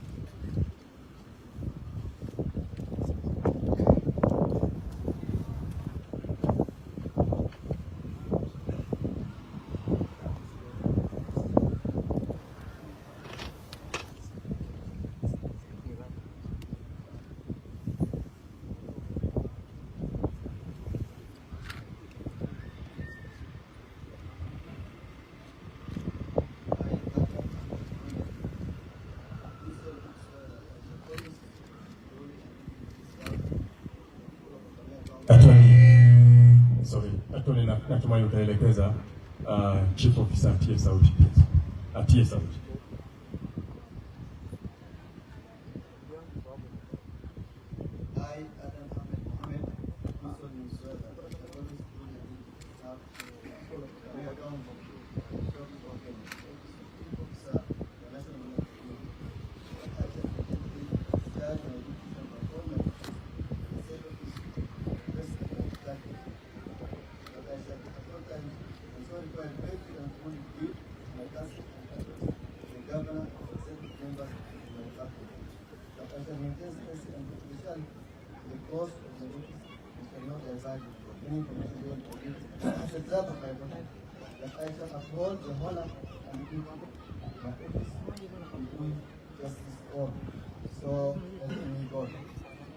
Asante, tumpigie makofi mazuri. Asante sana na congratulations Mohamed Ahmed Adan, Chief Officer Financial Management Unit. Asante sana. Nimeweza kufahamishwa yeye huwa mpole, huwa hapendi kuzungumza kwa sauti ya juu, kwa hivyo si sadfa. Hivyo ndivyo yeye hufanya kazi yake kwa utaratibu, na tutaweza kumzoea kwa upole wake. Karibu sana Chief Officer Financial Management Adan Ahmed Mohamed, na stakabadhi zake ndio hizo. Gavana anazikagua kwa uzuri pia kuhakiki kwamba ndiye na ndio. Kaunti Attorney Vivian Mbaka anathibitisha, anasema ndiye mheshimiwa. Barua anapewa. Tumpigie makofi. Congratulations. Congratulations Adan Ahmed Mohamed, Chief Officer Financial Management Unit. Congratulations.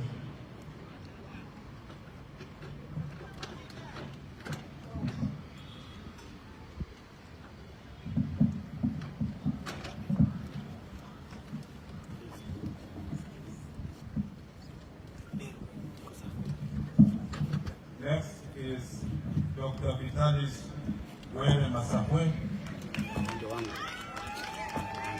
Chief Officer responsible for risk management and service delivery in the Office of the Governor. Dr. Vitalis Were Masahwe holds a Doctor of Philosophy degree in Disaster Management and Humanitarian Assistance from Masinde Muliro University of Science and Technology, a Master of Arts degree in Social Development and Management from Masinde University and a Bachelor of Arts degree in Sociology and Philosophy degree from University of Nairobi. He is a life member of the Kenya Red Cross Society, Bungoma Branch, and Amnesty International Kenya Chapter. Dr. Masahwe is a renowned champion for the human rights of persons with disabilities. Dr. Masahwe has over 28 years experience in the public sector, academia, and the civil society organizations. He commenced his career in 1993 as a resource person trainer for the National Council of Churches of Kenya, NCCK. Thereafter, worked with the African Medical Research Foundation, AMREF, and Action Aid International, the United Nations Development Program in Afghanistan, the Leonard Cheshire Disability in UK, and Plan International in Kenya. In 2014, Dr. Masako joined Masinde Muliro University of Science and Technology as a lecturer in the Department of Criminology and Social Work. In 2018, he was appointed as the Chief Officer in the government of Kakamega County responsible for social services, youth sports, and culture. Thereafter, transferred to the Office of the Governor as Chief Officer Service Delivery and Advisory Unit. In 2022, Dr. Masako was nominated by His Excellency the Governor as the Chief Officer responsible for risk management and service delivery, and his nomination was subsequently approved by the County Assembly.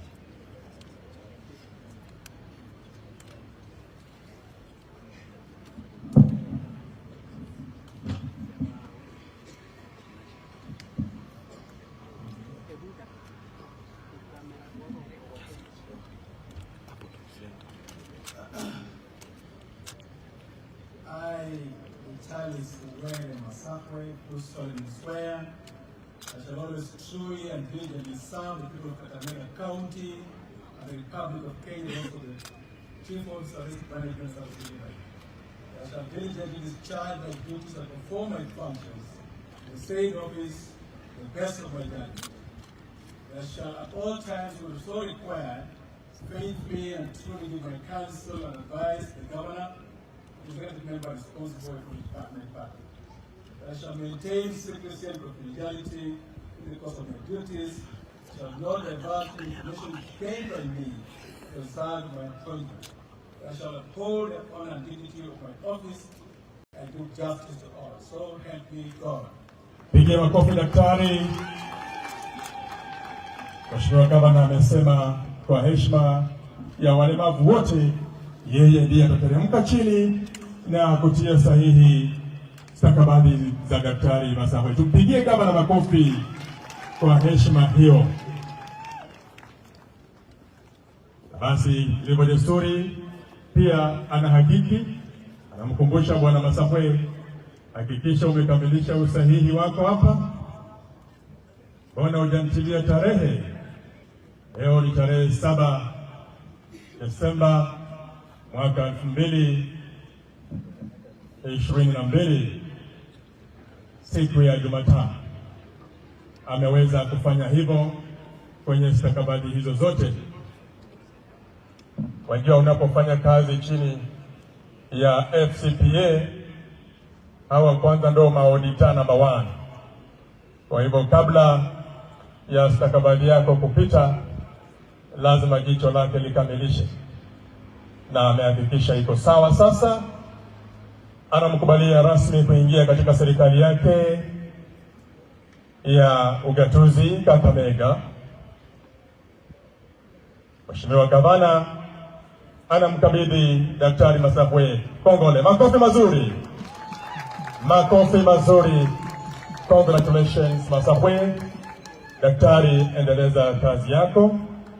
Chief Officer, Risk Management and Service Delivery. Congratulations, congratulations. Asante sana. Tunaendelea.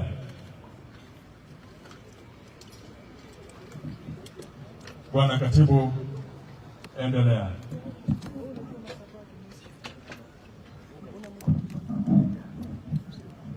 Next, Your Excellency, is Fanuel Isaac Yangwa Musasia, Chief Officer Information, Communication and Technology.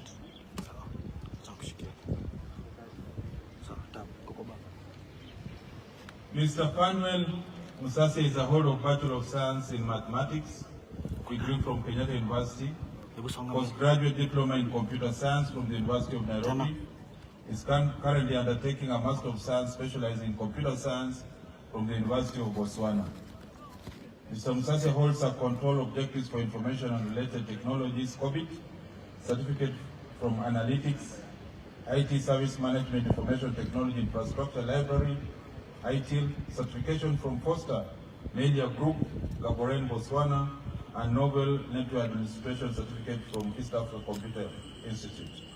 Mr. Musasia has over 30 years experience and expertise in the information, communication, and technology industry, where he has managed, led, and participated in the implementation of crucial projects in the public sector. Mr. Musasia commenced his working career at the Ministry of Finance and National Development as a systems analyst programmer, where he worked for 6 years. Thereafter joined the Kenya Revenue Authority as a principal systems analyst and stroke assistant commissioner.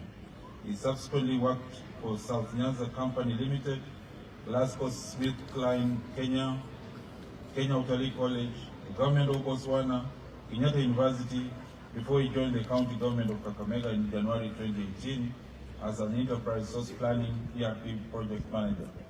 In November 2021, Mr. Musasia was appointed as acting chief officer responsible for ICT, e-government, connectivity, and subsequently confirmed that position as in charge of that particular ICT, e-government, and connectivity. In November 2022, Mr. Musasia was nominated by His Excellency the Governor as chief officer responsible for information, communication, and technology. His nomination was subsequently approved by the County Assembly.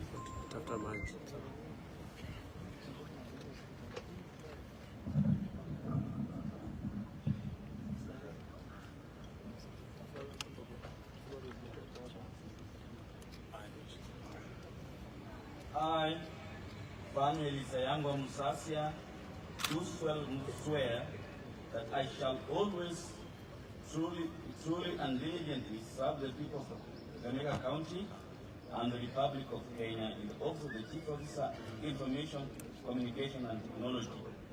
That I shall diligently discharge my duties and perform my functions in the said office to the best of my judgment. That I shall at all times, when so required, faithfully and truly give my counsel and advice to the Governor and the Executive Committee member in my department. That I shall maintain secrecy and confidentiality in the course of my duties, and I shall not divulge any information gained by me as a result of my appointment. That I shall uphold the honor and dignity of my office and do justice to all. So help me God. Makofi kwake Musasia. Kongole Chief Officer, Information, Communication and Technology, Fanuel Isayangwa Musasia. Congratulations. Habari zake ni nzuri, zaidi ya miaka 30 akihudumu katika sekta mbalimbali, haswa wafanyia umma kazi na masuala haya ya kiteknolojia na mawasiliano. Na hivyo pia naye stakabadhi zake zinatizamwa na Mheshimiwa Gavana. Anathibitisha ziko sawa sawa. Kazi aliyoiomba Fanuel Isayangwa Musasia anapata. Makofi kwake tafadhali. Congratulations. Congratulations ndugu Musasia. Kongole. Chief Officer, Information, Communication and Technology. Your Excellency, next we have George Mukodo, Chief Officer, Public Health.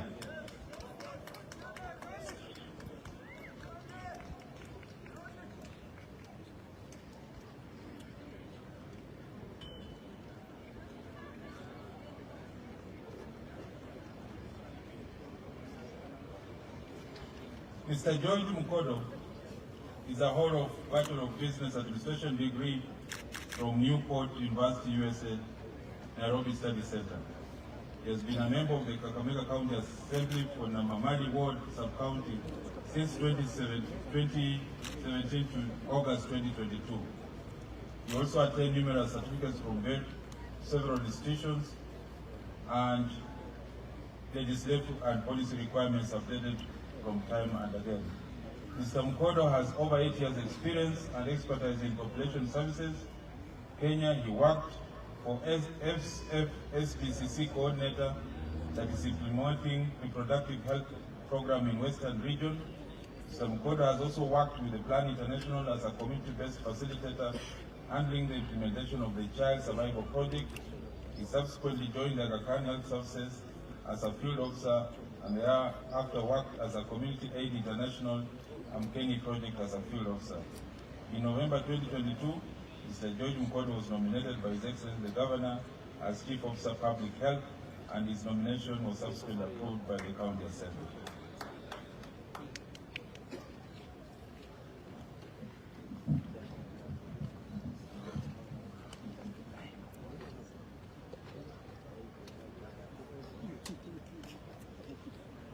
I, George Mukodo, do solemnly swear that I shall always truly and diligently serve the people of Kakamega County and the Republic of Kenya in the office of Chief Officer Public Health, that I shall diligently discharge my duties and perform my functions in the said office to the best of judgment, that I shall at all times, when required, faithfully and truly give my counsel and advice to the Governor and the Executive Committee member in my department, that I shall maintain secrecy and confidentiality in the course of my duties and shall not divulge any information gained by me as a result of my appointment, that I shall uphold the honor, dignity of my office and do justice to all.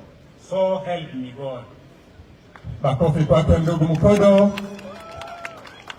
Congratulations Mheshimiwa George Mukodo, Chief Officer Public Health. Si kwamba pia anaingia katika huduma hizi kwa mara ya kwanza. Amewahi hudumu pia kama mheshimiwa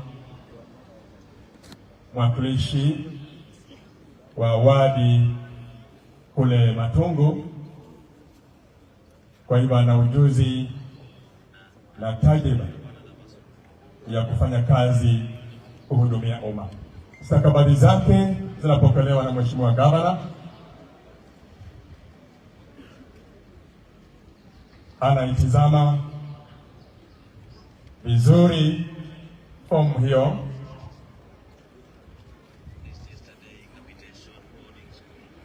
Kabisa anaihakiki ndiye. Makofi kwake Mukodo. Congratulations, congratulations Mheshimiwa George Mukodo, Chief Officer Public Health. Asanteni sana, hata watoto wamefurahi. Congratulations Mheshimiwa.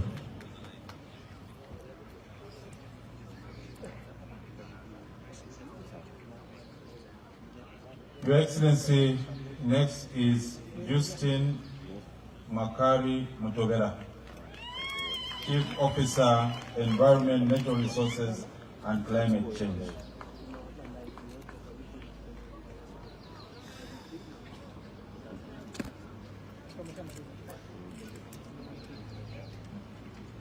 Your Excellency, Mr. Justin Mutovera Makari, HSC, holds a Master's of Arts degree in Project Planning and Management from the University of Nairobi. He also holds a Bachelor of Education degree, Science, from Kenyatta University. Mr. Mutovero has over 20 years experience as an educationist, trainer of trainers, strategic management, community work operations, administration, project management, HIV/AIDS intervention.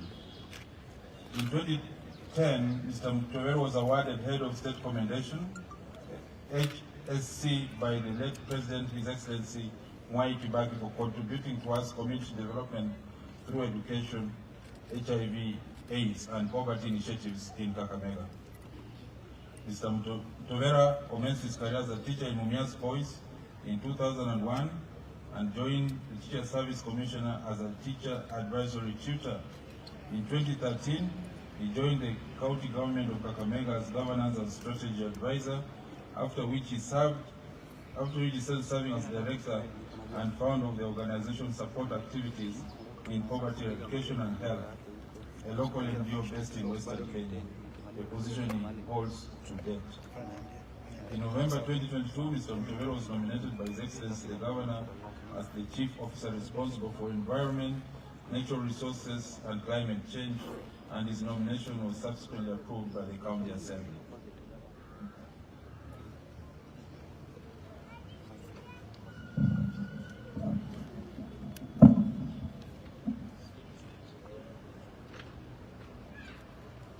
I, Justin Makari Mutobera, do solemnly swear that I shall always truly and diligently serve the people of Kakamega County and the Republic of Kenya in the office of the Chief Officer, Environment, Natural Resources and Climate Change, that I shall diligently discharge my duties and perform my functions in the said office to the best of my judgment, that I shall at all times, when so required, faithfully and truly give my counsel and advice to the Governor and the Executive Committee member in my department, that I shall maintain secrecy and confidentiality in the course of my duties, and I shall not divulge any information gained by me as a result of my appointment, that I shall uphold the honor and dignity of my office and do justice to all. So let me God. Pigia makofi Mutobera, makofi mazuri. Congratulations. Justin Makari Mutobera, Chief Officer, Environment, Natural Resources and Climate Change. Na umesikia jina lake inakamilika na herufi muhimu HSC. Manake Head of State Commendation. Kama vile jina lake Mheshimiwa Gavana wetu linakamilika kwa OGW, Order of Grand Warrior. Title hizo si rahisi kupata. Makofi kwake Mutobera. Congratulations. Congratulations. Chief Officer, Environment, Natural Resources and Climate Change. Your Excellency, the next is Philip Makonjo Otenyo, Chief Officer, Roads and Energy.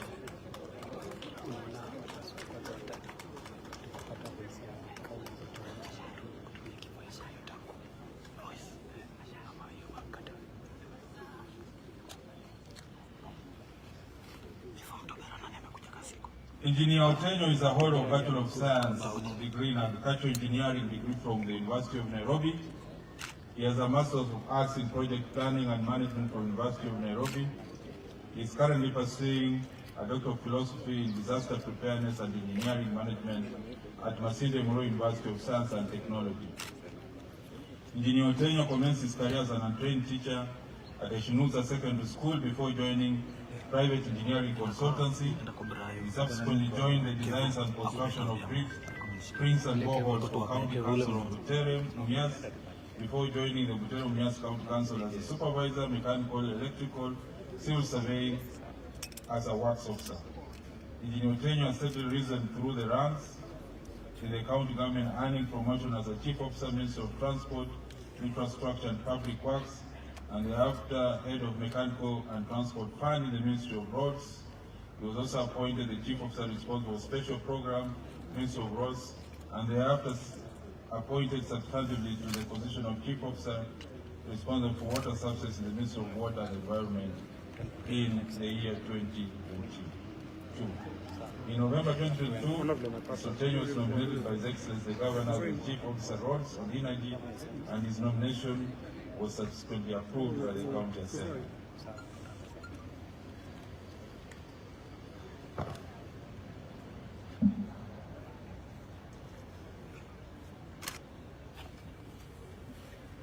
I, Philip Kamukunji, do solemnly swear that I shall always truly and diligently serve the people of Kakamega County and the Republic of Kenya in the office of the Chief Officer, Roads and Energy. That I shall diligently discharge my duties and perform my functions in the said office to the best of my judgment. That I shall all times, when so required, faithfully and truly give my counsel and advise the Governor and the Executive Committee member in my department. That I shall maintain secrecy and confidentiality in the course of my duties and shall not divulge any information gained by me as a result of my appointment. That I shall uphold the honor and dignity of the office and do justice to all. So help me God. Makofi kwake Engineer Otenyo. Asante. Otenyo Makonjo, yeye anachukua mikoba ya kuwa afisa mkuu wa masuala ya barabara na kawi katika kaunti yetu ya Kakamega. Sehemu hiyo amewahi hudumu, kwa hivyo si mgeni. Matarajio ni makubwa. Mheshimiwa Gavana anachukua hata akatasi yake mazuri hayo, weza kuhakikisha kwamba ndiye wa Makonjo, na kweli anathibitika ndiye. Atoni Bimbaka anasema ndiye mheshimiwa, na gavana bila ya kusita na kuhakiki ndiye anampa kazi. Wapi makofi ya Makonjo? Asante, congratulations. Engineer Philip Otenyo Makonjo, Chief Officer, Roads and Energy. Your Excellency, next is CPA Samson Otieno, Chief Officer, Budget and Ward Development Projects.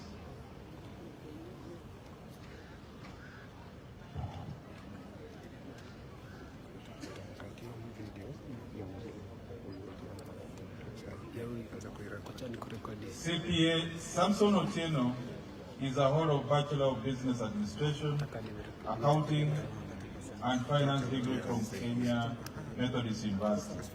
He is a member of the Institute of Certified Public Accountants of Kenya and is currently pursuing a Master's of Business Administration in Finance, University of Nairobi.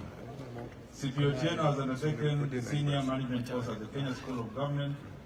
He has also attended a vast number of trainings in public finance, here among them being county government public finance management programs, program-based budgeting and budget preparation. CPA Otieno has over 14 years experience in accounting, finance, planning and budgeting, garnered from both the public and private sectors, wherein he has managed, led and participated in the preparation of annual budgets, development of policies on finance, financial reporting and monitoring and evaluation of audits. CPA Otieno commenced his career as a branch accountant at Lupa Catras Limited before joining Prime Aluminium Placement Limited as an accounts assistant. He subsequently joined the national government as a district accountant and was in Moyale and was thereafter promoted to a senior accountant before joining the county government of Kakamega in June 2013 as a budget officer during the transition authority. Mr. Otieno has steadily risen through the ranks in the county government, earning promotions as head of budget and thereafter head of treasury. In October 2021, he was appointed as the acting chief officer responsible for finance and thereafter substantially appointed to that position in June 2022. In November 2022, CPA Samson Otieno was nominated by His Excellency the Governor as chief officer responsible for budget and ward development projects, and his nomination was subsequently approved by the County Assembly.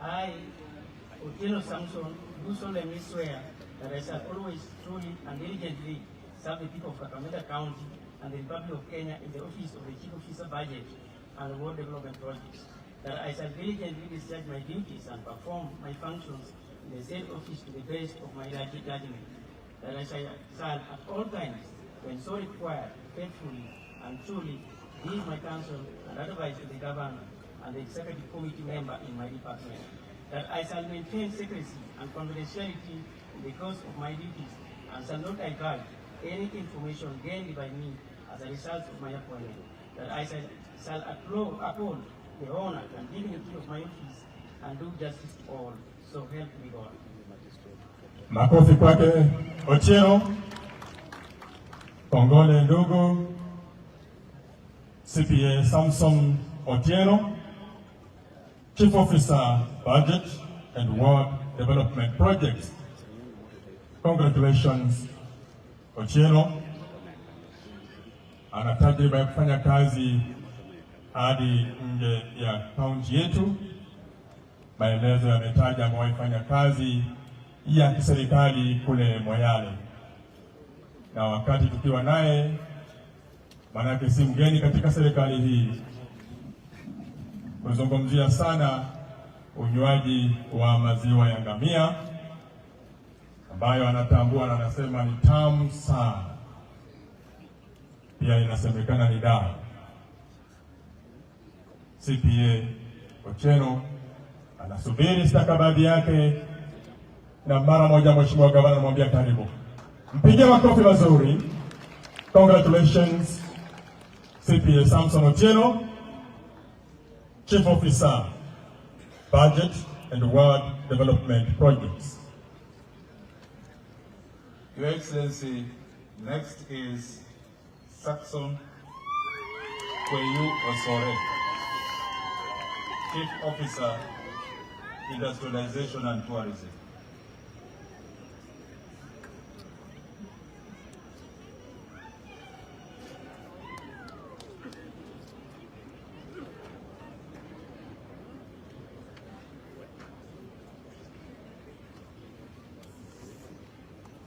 Mr. Saxon Kweyu Osore is a holder of Bachelor of Education Arts degree from the University of Nairobi, a holder of certificate in primary teacher education from Shanzu Teachers Training College, a certificate in business management from the Kenya Institute of Management.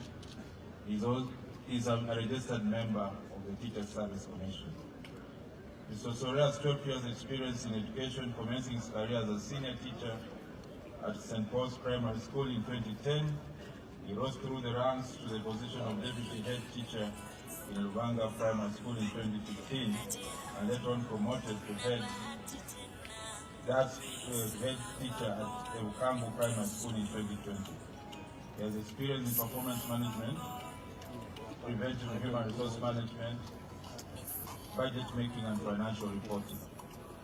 So sorry, this is the chairperson of Mashinani Initiative, whose core mandate is to promote education of the needy members in the society by mobilizing economic resources and seeking placement in secondary school and tertiary colleges.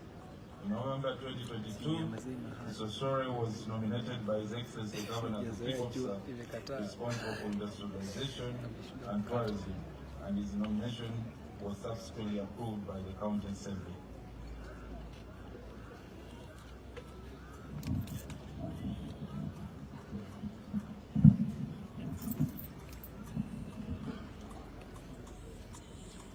I, Saxon Kweyu Osore, do solemnly swear that I shall always truly and diligently serve the people of Kakamega County and the Republic of Kenya in the office of the Chief Officer, Industrialization and Tourism.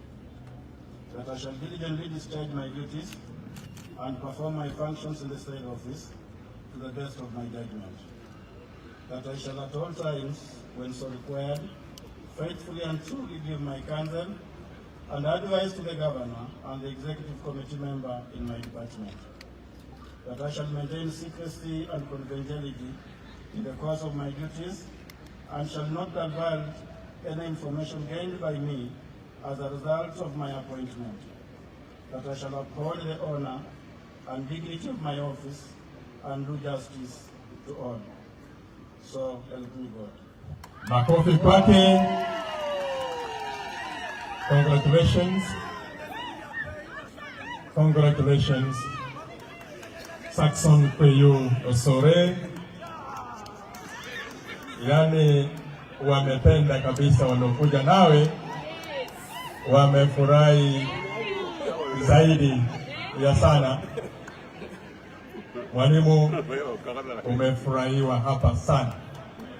Osore Kweyu Saxon, Chief Officer, Industrialization and Tourism. Na bila shaka anasubiri kupokezwa stakabadhi yake rasmi.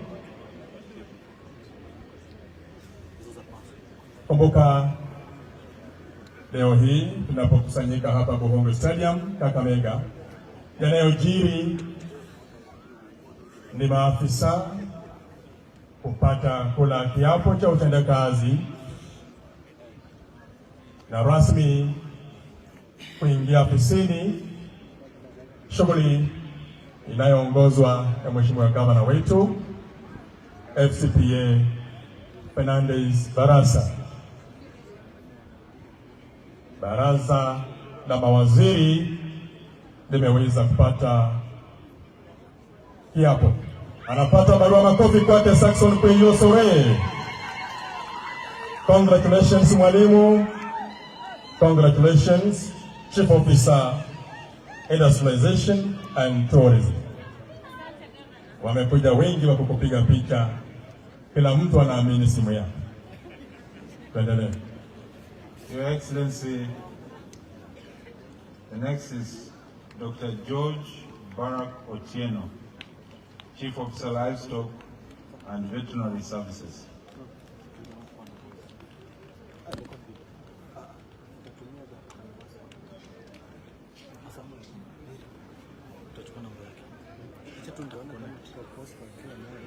Dr. Otieno Barak George has a Master of Science in Agriculture and Rural Development degree from Kenya Methodist University.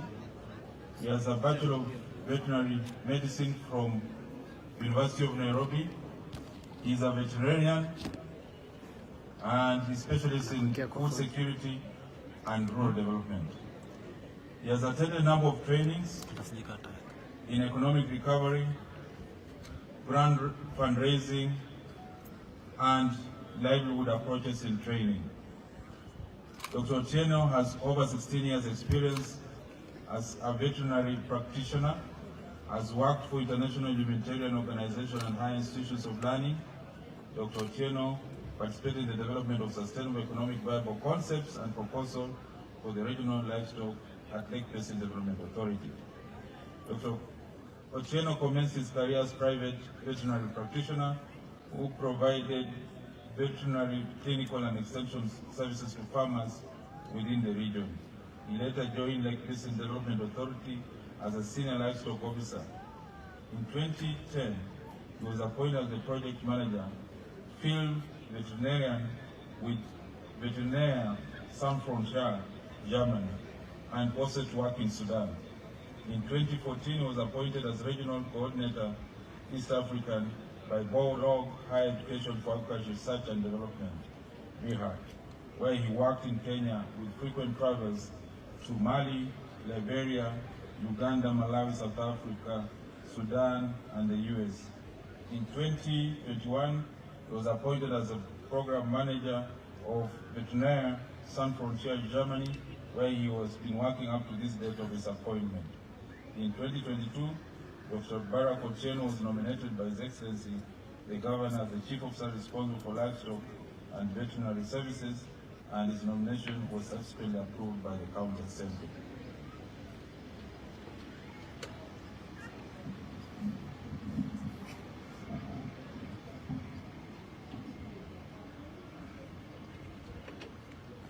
I, George Barak Otieno, do solemnly swear that I shall always truly and diligently serve the people of Kakamega County and the Republic of Kenya in the office of the Chief Officer, Livestock and Veterinary Services, that I shall diligently discharge my duties and perform my functions in the said office to the best of my judgment, that I shall at all times, when so required, faithfully and truly give my counsel and advice to the governor and the executive committee member in my department. That I shall maintain secrecy and confidentiality in the course of my duties and shall not divulge any information gained by me as a result of my appointment. That I shall uphold the honor and dignity of my office and do justice to all. So help me God. Mchongile. Makofi mazuri tafadhali. Unachonya tawe. Obwami buno bwakagwa n'amaani. Okuyita shumwizira kuno kusangana endo kwipaya. Basi kusangana. Congratulations, Dr. Otieno Barak George, Chief Officer, Livestock and Veterinary Services. Mwifanya kwa sasa mwifire kwa tititi. Omuluha kono nomulei nengona nikucha kurio kwa bwami mba kutireta. Nekalo obera hale olanyola likumba bera hambi. So kuisimilisha kuihale. Mitwafu ni meranda nje kila. Na tunawashukuru sana waheshimiwa wetu MCS. Asanteni sana. Mmekuwa watulivu. Tumpe makofi mazuri daktari. Chief Officer, Livestock and Veterinary Services, Daktari Otieno Barak George Kongole. Congratulations. Your Excellency, we are the last part of marathon. Allow me to call Priska Doreen Otipa.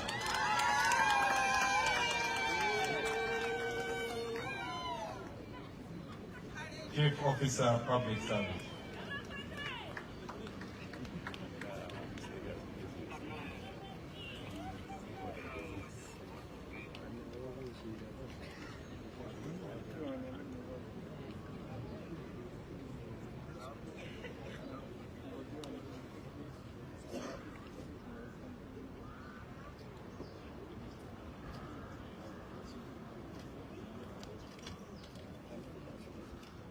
Ms. Priska Doreen Otipa has a master's degree in human resource management from the Open University of Tanzania. She has a bachelor's degree in business administration from Kenya Methodist University. She is a holder of a diploma in human resource management from the University of Nairobi. She is a member of the Institute of Human Resource Management. Ms. Otipa has undertaken the senior management course at the Kenya School of Government, has also attended a vast number of trainings in public finance, key among them being County Government Public Finance Management Program-based budgeting and budget preparation. Ms. Otipa has over 20 years experience, an expert in human resource practice. She's a consultant, and she's garnered administration from both public and private sector, where she's been. She's led and participated in the talent management, leadership, coaching, advising on labor relations. Ms. Otipa commenced her career as a senior associate, human capital advisory services at Crow Howard, East Africa, before joining Mia Sugar Company Limited as a talent manager. She was therefore promoted as head of human resource. She then served as head of human resource administration at Tata Chemicals, Magadi Limited, and later on as the founder and lead human resource consultant at Credo and Company Associates. In November 2022, Ms. Otipa was nominated by His Excellency the Governor as the Chief Officer responsible for public service, and her nomination was subsequently approved by the County Assembly.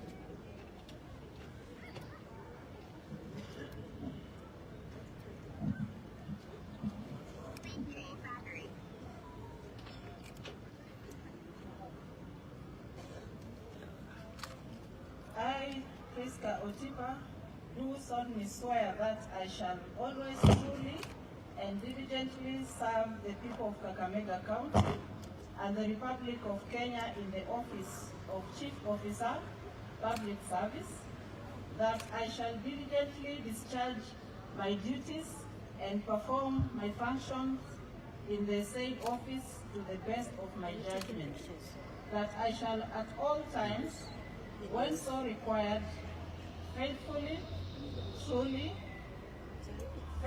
and truly give my counsel and advice to the Governor and the executive member in my department, that I shall maintain secrecy and confidentiality in the course of my duties, and I shall not divulge any information gained by me as a result of my appointment, that I shall uphold the honor and dignity of my office and do justice to all. So help me God. Makofi mazuri kwake Bi Otipa.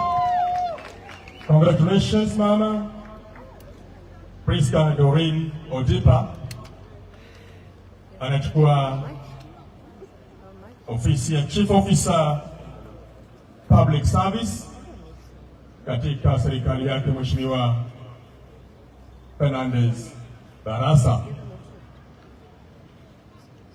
Wakati anatia kidole kwenye stakabadhi zake, niombe kwenye magari usajili namba KAN 137S na KDA 575W. Tafadhali tumewazuia ndugu zenu ambao wangependa kupata huduma. Pale Mheshimiwa Gavana sasa natia sahihi kwenye stakabadhi zake Bi Priska Otipa. Makofi kwake Priska Doreen Otipa, Chief Officer Public Service. Congratulations. Kongole. Endelea hivi moja kwa moja kupitia Odinga TV, Ruia TV, hali kadhalika.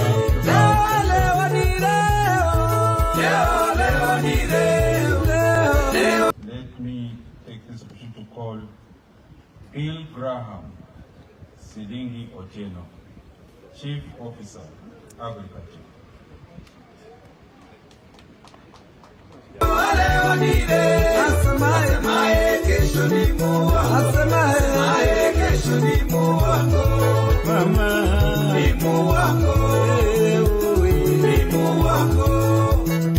Tunasema Kenya mpya inawezekana. Inawezekana. Leo ni leo. Inawezekana. From Moi University. He's a certified public accountant and a member of the Institute of Certified Public Accountants of Kenya. He has attended a vast number of trainings, key among them financial management courses for project accountants in World Bank and multilateral institutions at the Kenya School of Government. He's also done performance appraisal management. He's been able to appreciate public disposal art. CPA Bill has over 11 years experience in accounts and financial management. CPA Bill commenced his career as an internal audit assistant at the Postal Corporation of Kenya.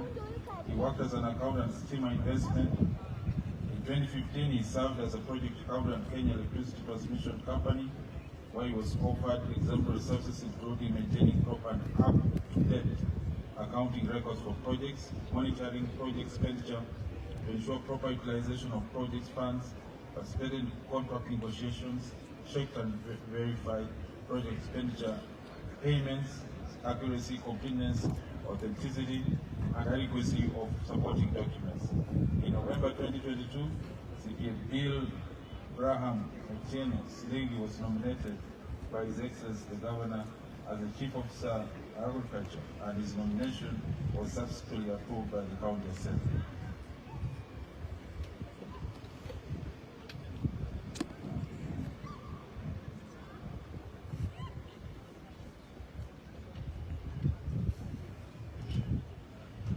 I, Bill Graham Otieno Silingi, do solemnly swear that I shall always truly and diligently serve the people of Kakamega County and the Republic of Kenya in the office of Chief Officer Agriculture. That I shall diligently discharge my duties and perform my functions in the said office to the best of my judgment. That I shall at all times, when so required, faithfully and truly give my counsel and advice to the Governor and the Executive Committee member in my department. That I shall maintain secrecy and confidentiality in the course of my duties and shall not divulge any information gained by me as a result of my appointment. that I shall uphold the honor and dignity of my office and do justice to all. So help me God. Makofi kwake Chief Officer Silingi Otieno Bill Graham, Chief Officer Agriculture. CPA Bill Graham Otieno Silingi anachukua nafasi ya kuhudumu kama afisa mkuu wa Wizara ya Kilimo. Na mkuu wa sheria wa kaunti Vivian Mbaka ameleta stakabadhi zake mbele ya gavana wetu ambaye ilivyo ada anahakiki, na baada ya kuthibitisha rasmi kwamba ndiye Bill Graham Otieno Silingi anapata kazi. Pigia makofi mazuri. Congratulations, Bill Graham Otieno Silingi, Chief Officer, Agriculture.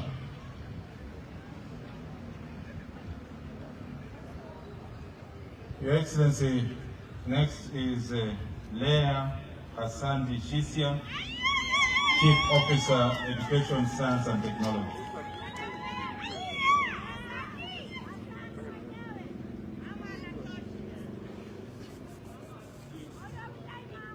Mama anatosha, tuna bweni.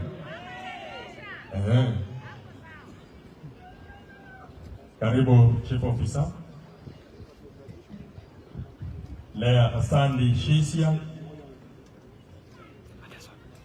Chief Officer, Education, Science and Technology.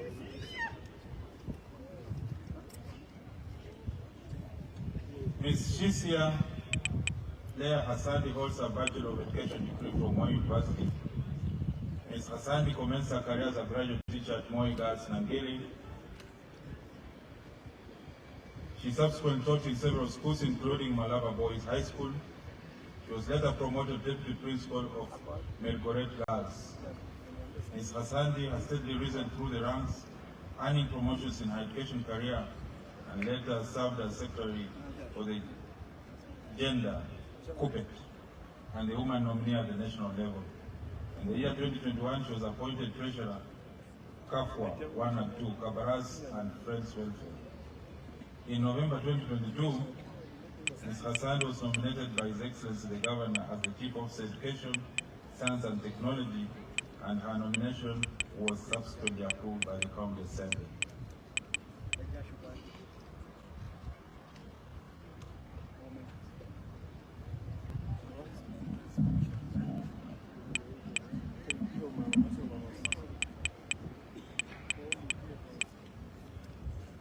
I, Leah Hassan Shisia, do solemnly swear that I shall always truly and diligently serve the people of Kakamega County and the Republic of Kenya in the office of the Chief Officer, Education, Science and Technology, that I shall diligently discharge my duties and perform my functions in the said office to the best of the judgment, that I shall at all times, when so required, faithfully and truly give my counsel and advice to the Governor and the Executive Committee member in my department, that I shall maintain secrecy and confidentiality in the course of my duties and shall not divulge any information gained by me as a result of my appointment, that I shall uphold the honor and dignity of my office and do justice to all. So help me God. Pigia makofi mazuri Bi Leah Hasandi Shisia, Chief Officer, Education, Science and Technology. Anatia sahihi stakabadhi zake pia ili County Attorney aweze kuelekeza akibeba hizo stakabadhi hadi kwa Mheshimiwa Gavana ambaye atahakikisha na kuhakiki kweli huyu ndiye afisa wake kabla ya kutia sahihi stakabadhi zake na kumpa rasmi kazi ya afisa mkuu Wizara ya Elimu, Sayansi na Teknolojia. Kwa hivyo hayo yanajiri kutoka hapa Buhungu Stadium Kakamega, shughuli inayoongozwa na Mheshimiwa Gavana mwenyewe FCPA Fernandez Barasa, na anampa rasmi kazi Shisia. Mpigie makofi Bi Lea Hassani Shisia. Congratulations, Chief Officer Education, Science and Technology.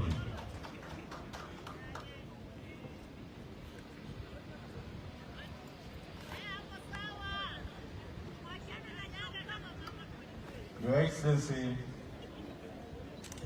I call upon Mariam Nyongesa Were, Chief Officer, Fisheries Development.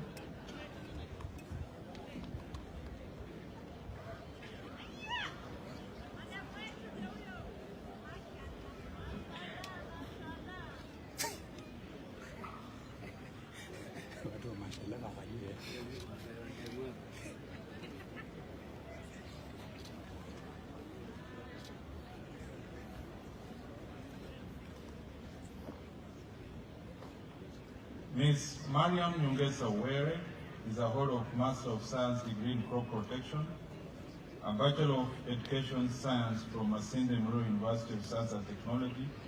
She is currently pursuing a Doctor of Philosophy degree in Crop Protection from Masinde Muliro University of Science and Technology. She is a member of the Teacher Service Commission, Kenya Society for Agricultural Professionals, Organization for Women in Science for Developing White and African Women in Agricultural Research for Development. Ms. Were has over 8 years experience in agriculture and crop production, commencing her career in 2014, supporting agricultural investments in Western Kenya and Uganda, and also doubles as a part-time lecturer in biological science in Masinde Muliro University and Kibabi University. She serves currently as a part-time lecturer at Masinde Muliro University. In November 2022, Ms. Were was nominated by His Excellency the Governor as the Chief Officer responsible for Fisheries Development, and her nomination was subsequently approved by the County Assembly.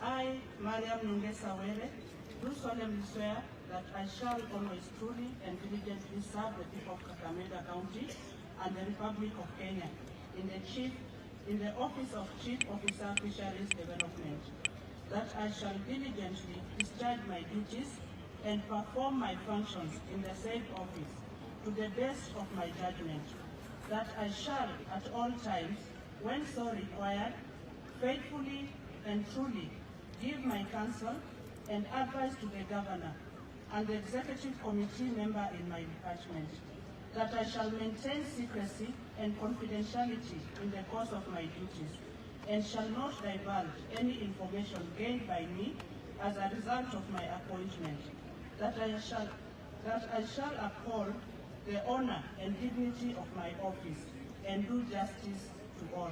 So help me God. Makofi kwake Mariam. Congratulations. Kongole Bi Mariam Nyongesa Were. Yeye atakuwa afisa mkuu katika Wizara ya Kilimo, kitengo cha ufugaji samaki. Congratulations once more. Chief Officer Fisheries Development, Madam Mariam Nyongesa Were, na anatia sahihi pale stakabadhi muhimu ambazo zitakwenda katika faili yake sasa kama stakabadhi za serikali, kando na stakabadhi za masomo ambazo tayari serikali imekwisha pokea. Basi Mheshimiwa Gavana anatia sahihi barua rasmi ya kumpa kazi Bi Mariam Nyongesa Were kama afisa mkuu kilimo cha samaki.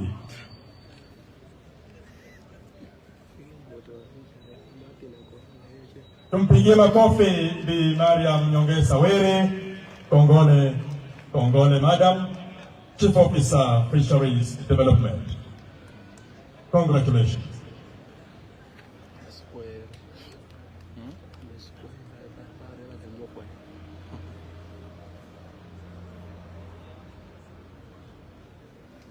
Your Excellency, next is Pascal Kisa Were, Chief Officer, Public Works.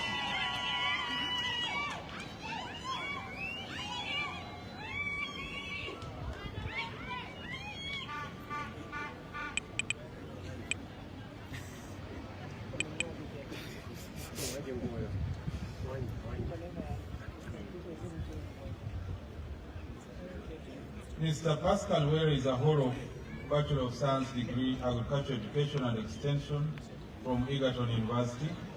He holds a Master of Science in Human Resource Management from Masinde Muliro University of Science and Technology. He has also undertaken a diploma course in management from the Kenya Institute of Management.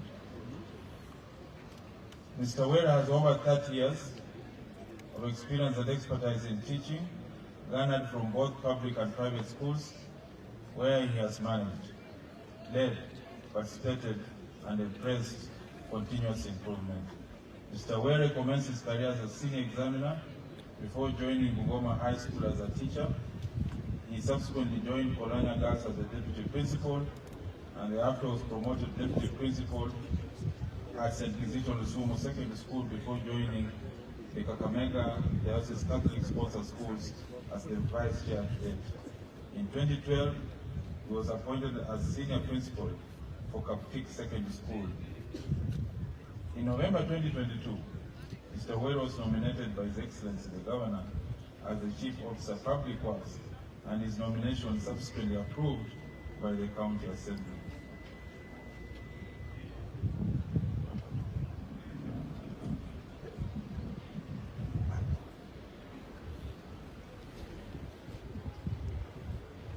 I, Pascal Kisa Were, do solemnly swear that I shall always truly and diligently serve the people of Kakamega County and the Republic of Kenya in the office of Chief Officer Public Works, that I shall diligently discharge my duties and perform my functions in the said office to the best of my judgment, that I shall at all times, when so required, faithfully and truly give my counsel and advice to the Governor and Executive Committee member in my department, that I shall maintain secrecy and confidentiality in the course of my duties, and shall not divulge any information paid by me as a result of my appointment, that I shall uphold the honor and dignity of my office and do justice to all. So help me God. Wow. Congratulations. Chief Officer Public Works, Pascal Kisa Were. Na wakati huo, wakati tunasubiri mwelekezi wetu katibu wa masuala ya uchumi, tunauliza waliosimama kule nyuma ya hema sasa, ndugu Odinga, Odinga waelekeze waliosimama wakati wa baba, wale waliosimama wote kwa baba, karibia jeshi ya baba, ndio wakati baba tunazungumzia sini wa baba, tumekulia tuli baba, ndio desturi ya baba, baba wakati sini wa baba, baba waelekezwa na katibu mkuu jeshi ya baba, tutaweza hapa dakika 5. DJ Mheshimiwa Gavana, pana leta mchanganyiko. Stakabadhi za Pascal Kisa Were anampa. Pigie makofi mazuri. Congratulations, congratulations. Hongera.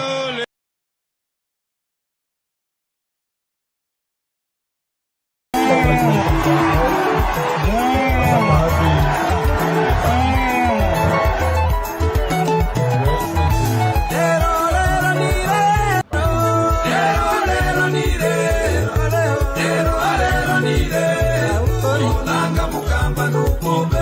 Odinga mukamba nukubei umoja wewe nukubei leo ni leo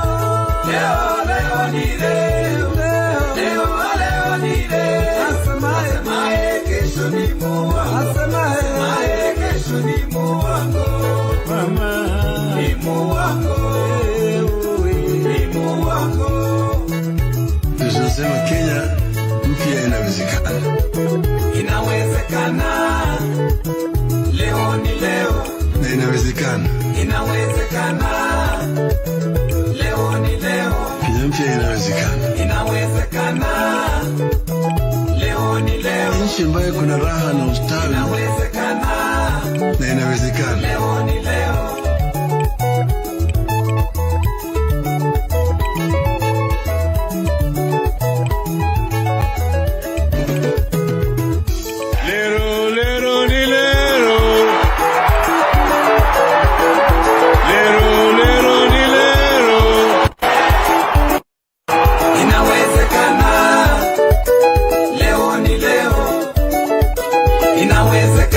Ndoto yao ambayo walisema Mungu bariki nchi hii yetu ya Kenya, haki iwe ngao na mlinzi, tukae na undugu, amani na uhuru, raha tupate na ustawi. Na inawezekana.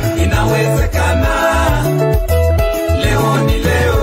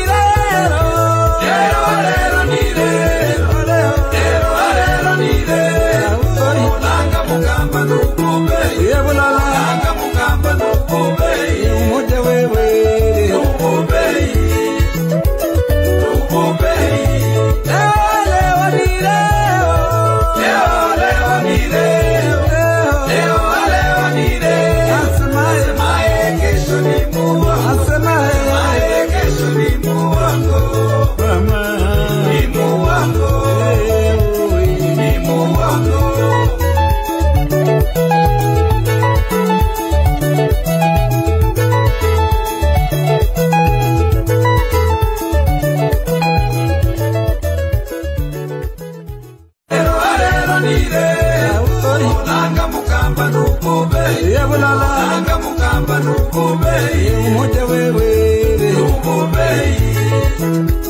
nukubei leo ni leo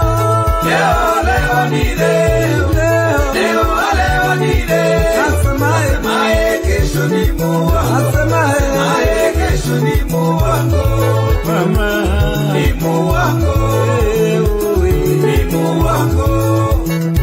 tunasema Kenya mpya inawezekana. Inawezekana. Leo ni leo. Na inawezekana. Inawezekana. Leo ni leo. Kenya mpya inawezekana. Inawezekana. Leo ni leo. Nchi ambayo kuna raha na ustawi. Inawezekana. Na inawezekana. Leo ni leo.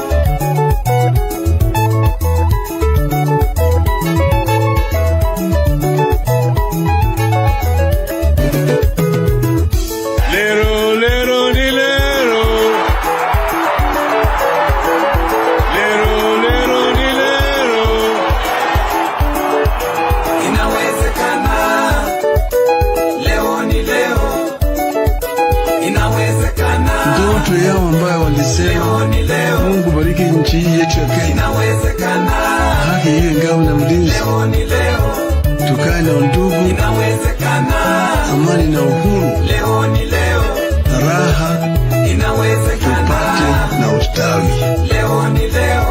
Na inawezekana. Leo ni leo.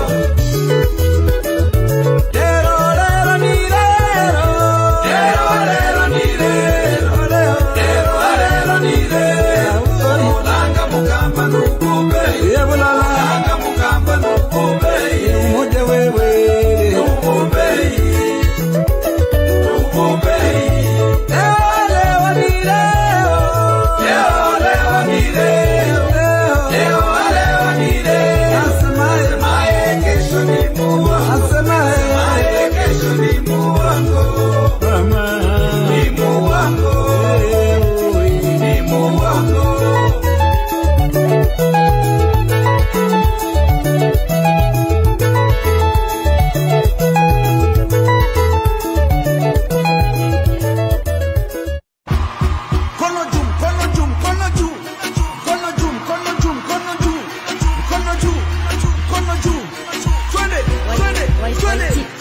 Vijana munataka nani? Baba. Na wazee munataka nani? Baba. Hadi wa mama munataka nani? Baba. Kila kona munataka nani? Baba. Adehu, Baba. Mbio, Baba. Omera, Baba. Morome, Baba. DJ Spider-Man. Vijana munataka nani? Baba. Na wazee munataka nani? Baba. Hadi wa mama munataka nani? Baba. Kila kona munataka nani? Baba. Adehu, Baba. Mbio, Baba. Omera, Baba. Morome, Baba. DJ Spider-Man. Vijana munataka nani? Baba. Na wazee munataka nani? Baba. Hadi wa mama munataka nani? Baba. Kila kona munataka nani? Baba. Atehu, Baba. Mbio, Baba. Omera, Baba. Morome, Baba. Azimio la umoja. Hadi wa mama munataka nani? Baba. Kila kona munataka nani? Baba. Atehu, Baba. Mbio, Baba. Omera, Baba. Morome, Baba. DJ Spider-Man. Vijana munataka nani? Baba. Na wazee munataka nani? Baba. Hadi wa mama munataka nani? Baba. Kila kona munataka nani? Baba. Atehu, Baba. Mbio, Baba. Omera, Baba. Morome, Baba. Azimio la umoja. Kono juu. Twende, twende, twende. Vijana munataka nani? Baba. Na wazee munataka nani? Baba. Hadi wa mama munataka nani? Baba. Kila kona munataka nani? Baba. Adehu, Baba. Mbio, Baba. Omera, Baba. Morome, Baba. DJ Spider-Man. Vijana munataka nani? Baba. Na wazee munataka nani? Baba. Hadi wa mama munataka nani? Baba. Kila kona munataka nani? Baba. Atehu, Baba. Mbio, Baba. Omera, Baba. Morome, Baba. DJ Spider-Man. Vijana munataka nani? Baba. Na wazee munataka nani? Baba. Hadi wa mama munataka nani? Baba. Kila kona munataka nani? Baba. Atehu, Baba. Mbio, Baba. Omera, Baba. Morome, Baba. Azitu mkono juu, mkono juu. Mkono juu, mkono juu. Twende, twende, twende. Vijana munataka nani? Baba. Na wazee munataka nani? Baba. Hadi wa mama munataka nani? Baba. Kila kona munataka nani? Baba. Atehu, Baba. Mbio, Baba. Omera, Baba. Morome, Baba. DJ Spider-Man. Vijana munataka nani? Baba. Na wazee munataka nani? Baba. Hadi wa mama munataka nani? Baba. Kila kona munataka nani? Baba. Atehu, Baba. Mbio, Baba. Omera, Baba. Morome, Baba. DJ Spider-Man. Vijana munataka nani? Baba. Na wazee munataka nani? Baba. Hadi wa mama munataka nani? Baba. Kila kona munataka nani? Baba. Atehu, Baba. Mbio, Baba. Omera, Baba. Morome, Baba. Azimio la umoja.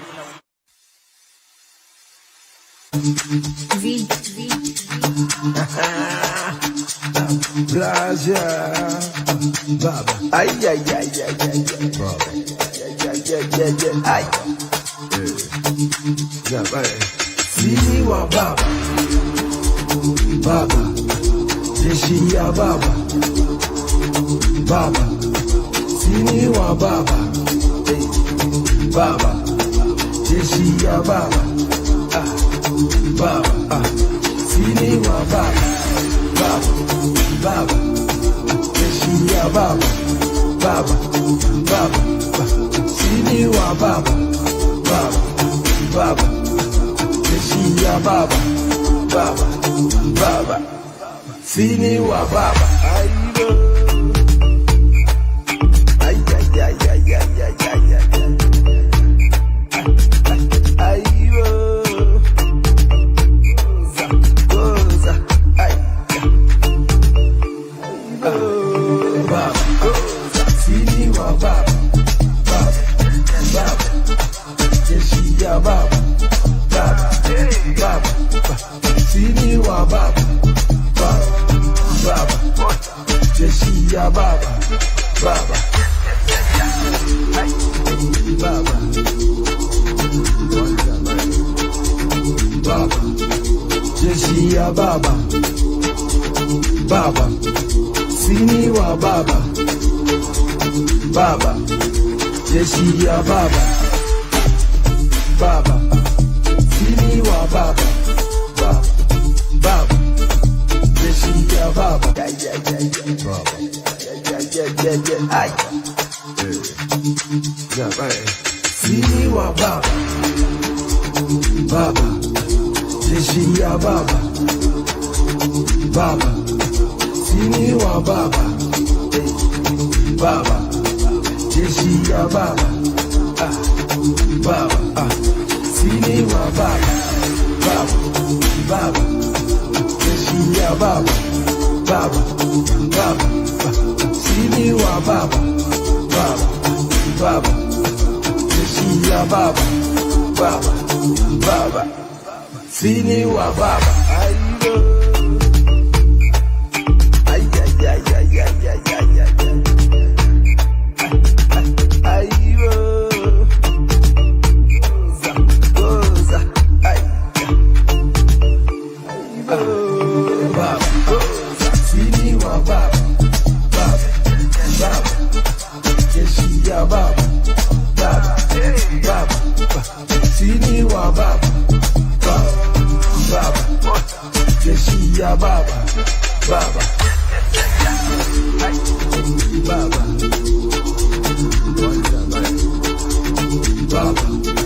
Jeshi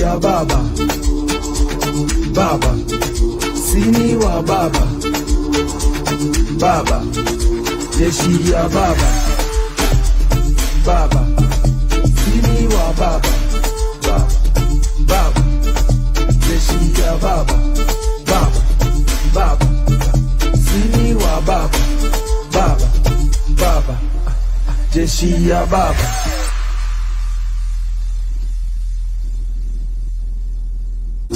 Sini wa baba, baba, jeshi ya baba, baba, sini wa baba, baba, jeshi ya baba, baba, sini wa baba.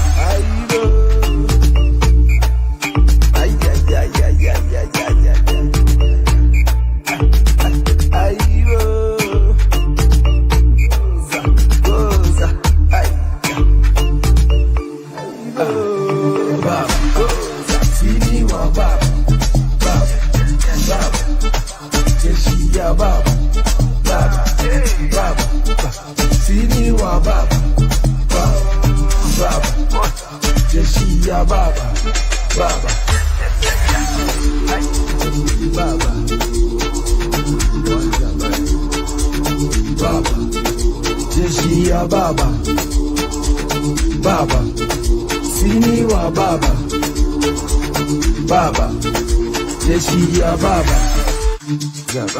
sini wa baba, baba, jeshi ya baba, baba, sini wa baba, baba, jeshi ya baba, baba, sini wa baba, baba, jeshi ya baba, baba, sini wa baba, baba, jeshi ya baba, baba, sini wa baba.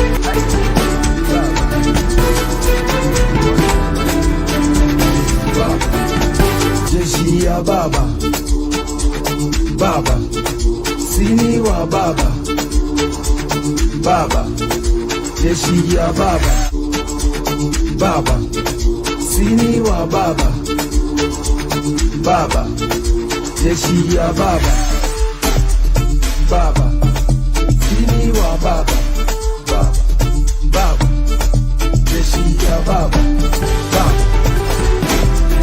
baba, sini wa baba.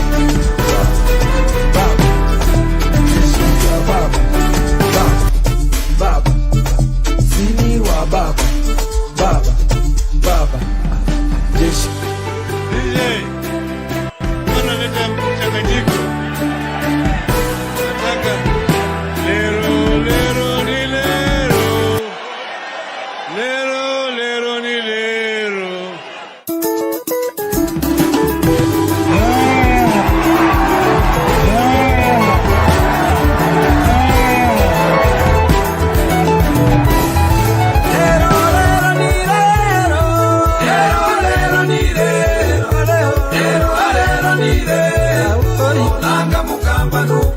Yebulala Anga mukamba nukubei Umoja wewe Nukubei Nukubei Leo ni leo Leo ni leo Leo ni leo Asemaye kesho ni muwango Asemaye kesho ni muwango Mama Ni muwango Ni muwango Tunasema Kenya mpya inawezekana.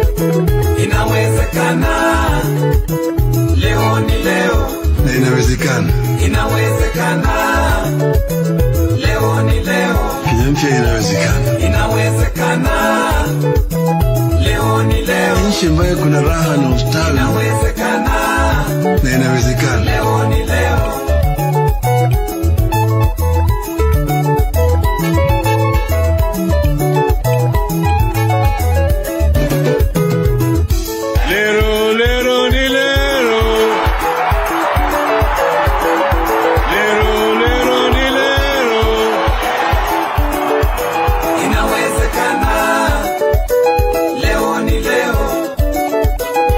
Ndoto yao ambayo walisema Mungu bariki nchi yetu ya Kenya. Inawezekana. Haki iwe ngao na mlinzi. Leo ni leo.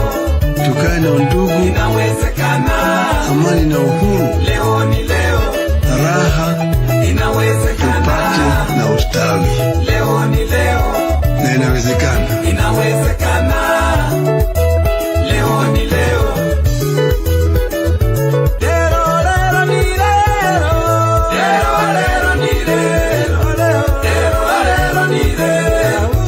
Anga mukamba nukube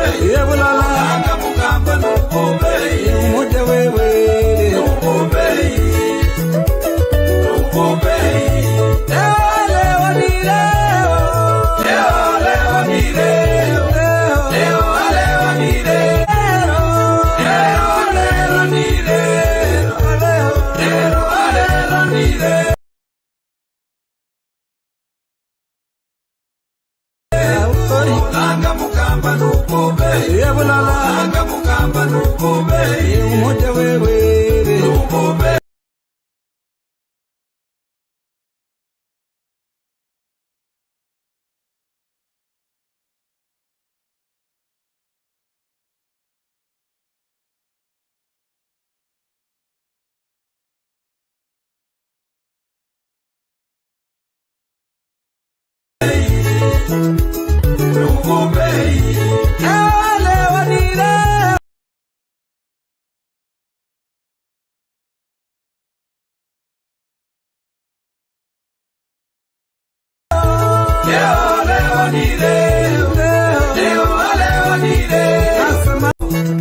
Tunasema Kenya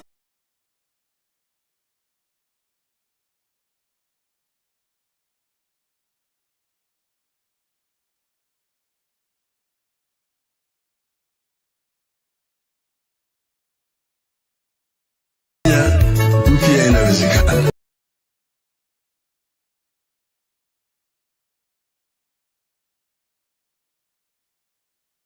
Kenya mpya inawezekana. Inawezekana. Leo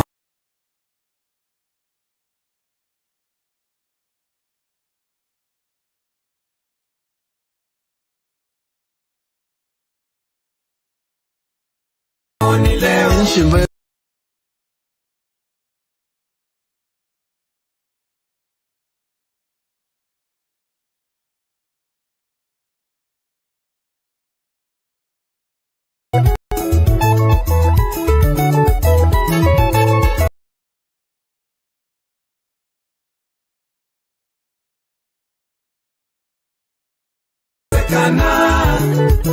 Leo ni leo. na inawezekana. Inawezekana. Leo ni leo. Kenya mpya inawezekana. Inawezekana. Lero ni lero. Lero ni lero.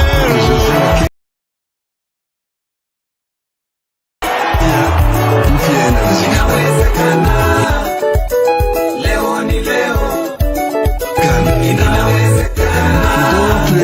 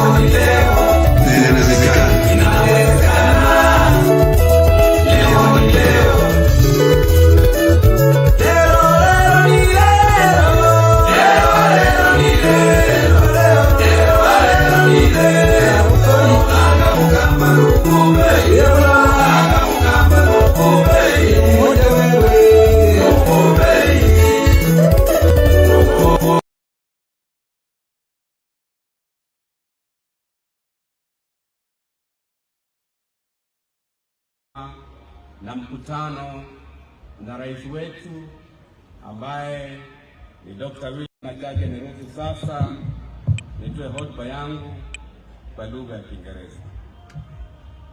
It's now my great pleasure to preside over this important ceremony that marks the end of a long and meticulous process of identifying, shortlisting, interviewing, and vetting a new team of Kakamega County Executive who have now been fully and formally sworn into office.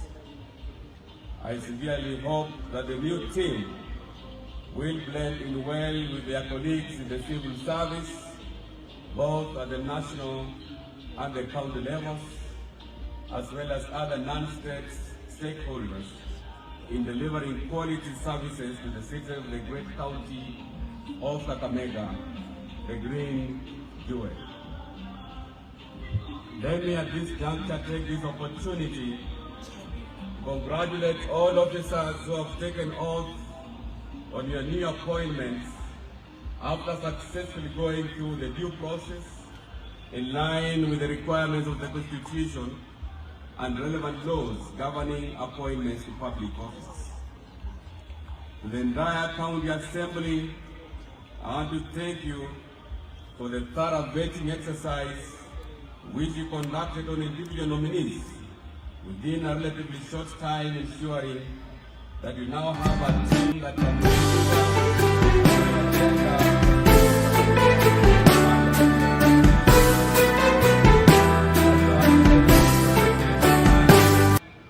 that are comprised of professionals from various fields, not limited to human resource, economics, engineering, technology, agriculture, education, architecture, environment, among others, for burning the midnight oil during the entire recruitment process that involves shortlisting, interviewing,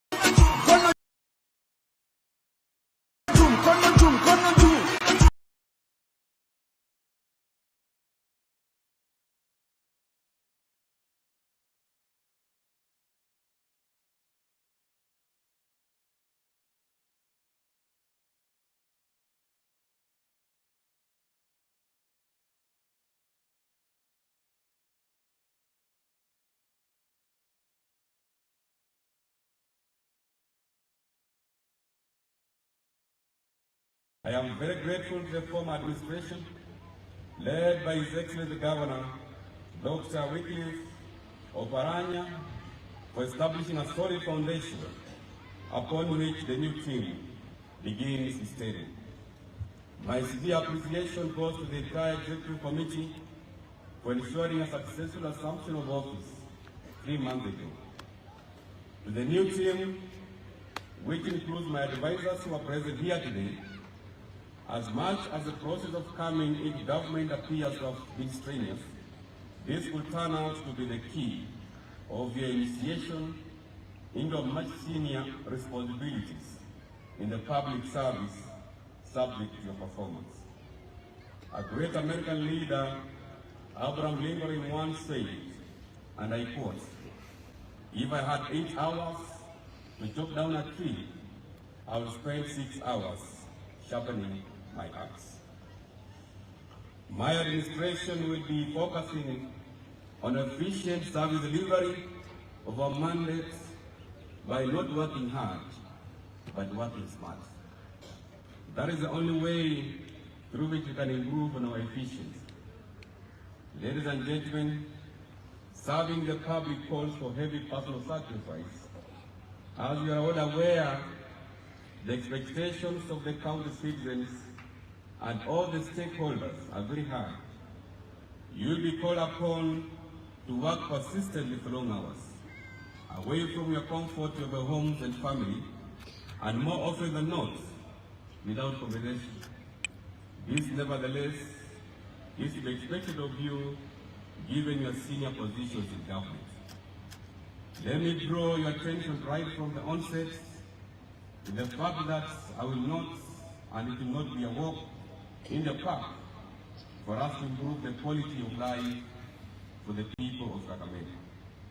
Within strict timelines, particularly taking into consideration the county's untenable situation with regards to water supply and sanitation, food security, health services, education,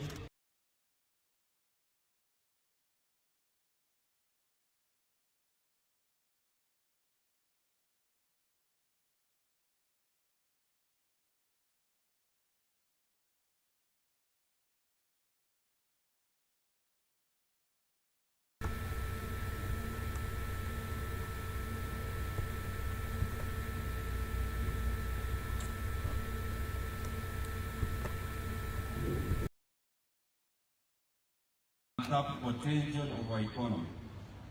In summary, please take the following deliverables expected of my administration by the people of Kakamega County.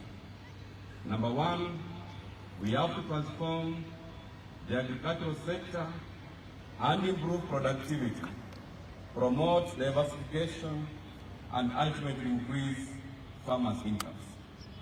Number 2, we have a task to actualize our robust program to improve the county's road network, including construction of bridges to achieve intra and inter-county connectivity.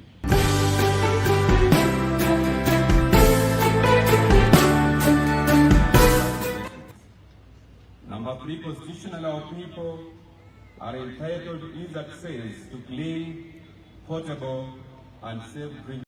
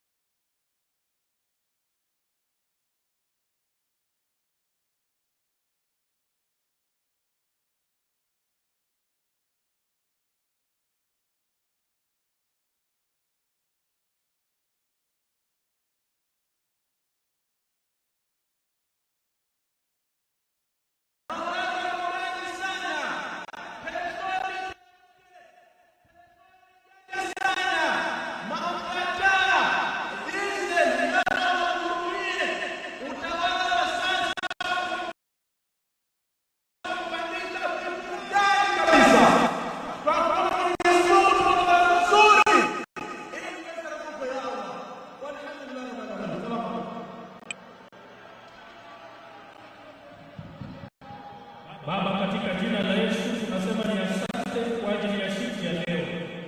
Tunakushukuru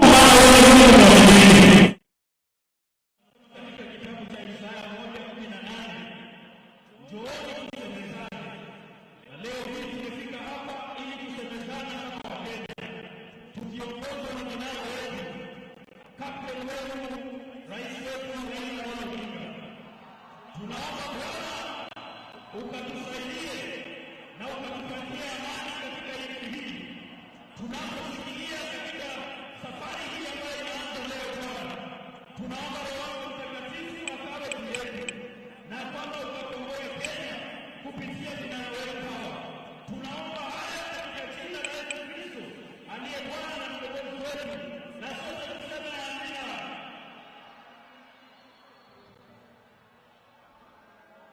Tuwapigie makofi kwa mtumishi wa Mungu. Niombe mnayokwenda kwa wewe nilio hai. Nikisema asilia Mungu inawezekana. Asilia. Asilia. Kinara wetu mpendwa Injinia Daktari Raila Odinga. Kinara wetu mpendwa Mama wa Raila. Kinara wetu mpendwa Dr. Sisi na wewe kusema. Watu wa maspina wa uchaguzi na uwanja wa kushirika ikipambizana kusanya kufatia. Mwaka kufanika ni sasa mjumbe wa eneo moja la Manana ambaye amekuwa mkakamavu wa kufanya mkutano huu pale. Munisaidie kumkaribisha mheshimiwa leo alaje aweze kutuelekeza kwa ratiba inayofuata.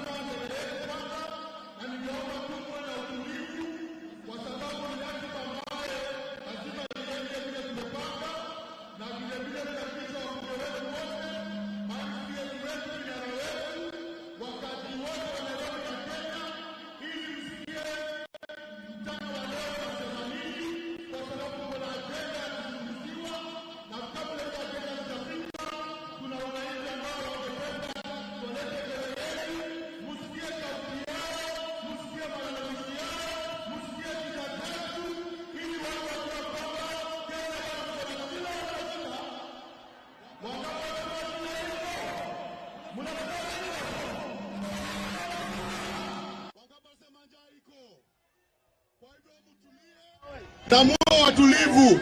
Nitakuwa wa kwanza, nitaita mama iko Beatrice Okanga. Beatrice Okanga ni mama mkaji wa Nairobi.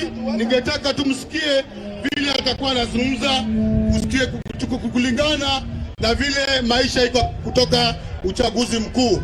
Wangapi wanaunga vinara wetu mkono hapa? Wangapi wanasema twende pamoja? Weka juu, weka tuone. Asante sana. Mama Beatrice apewe barabara hapa, apewe njia. Mama Beatrice ndio yule yuko pale, akuje kwa haraka, apewe nafasi ya kupita. Afuatiwe na Naomi Bosire, pia ni msichana rika youth ambaye pia atakilisha vijana kwa zungumza. Karibu Mama Beatrice.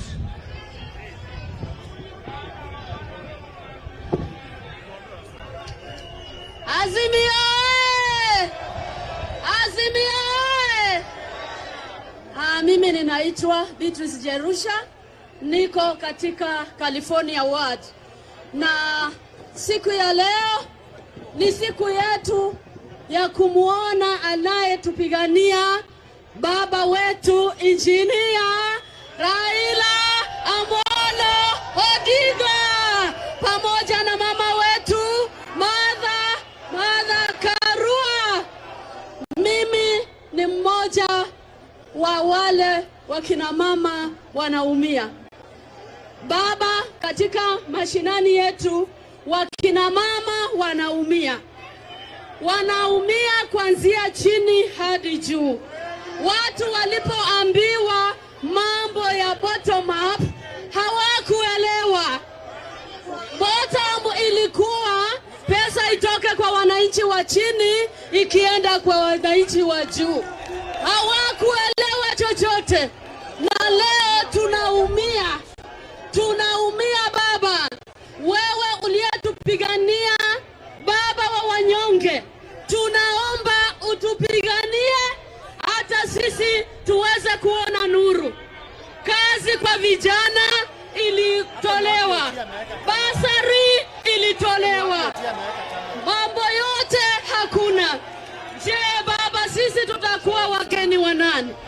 Yatima watasoma namna gani? Hatuna lolote ambalo tunaweza. Baba, tunakuomba, sisi wa chini, vijana wetu watafanya nini? Vijana wetu wataenda wapi? Watasaidika namna gani? Baba, sikia kilio chetu. Kuna yatima, kuna wajane, maisha ya chini imekuwa shida. Vyakula hatukuli. Kwetu mwananchi wa chini hata hawezi kuweka chakula kwa meza kwa sababu ya mambo ya bottom up. Baba, you have fought for us. Continue fighting for us. Makofi kwa mama jamani, mama Beatrice. Next ni Mrs. Mama Nyambega. Mama kutoka huko Mbakasi, mkaaji wa huko, kuja useme mambo. Nyambega, Nyambega.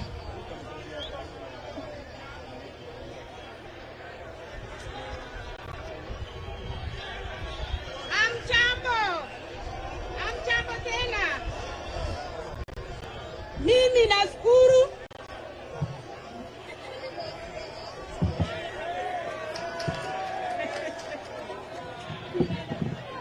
Mimi nashukuru siku ya leo kwa sababu ni siku ya kipekee ambaye Mungu ametujalia tumeweza kufika hapa. Nasema Mr. President ambaye ni Raila Odinga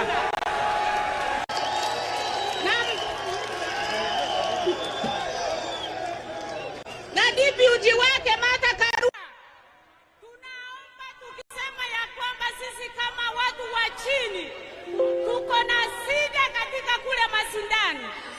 Sisi baba alikuwa na manifesto yake mzuri sana ambaye ingetusaidia sisi kama watu wa chini, lakini kwa sasa watu hawakuelewa hii bottom up. Bottom up ilikuwa ituumize sisi kama wanyonge. Ninaongea kama mama. Ninaongea kama mama wa chini ambaye tunaturumiwa wakati huu. Hii wakati tuliambiwa bottom up.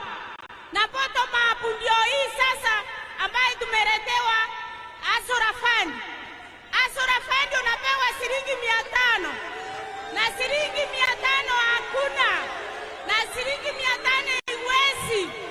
Mimi nawaomba hivi. Nawaomba mtusirudishe hiyo pesa. Hiyo pesa msirudishe. Tumekataa. Hiyo ni yetu. Watu power. Power.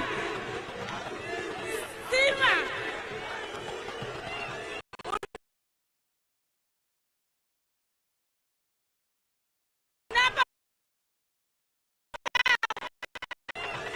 Tunaongea juu ya stima.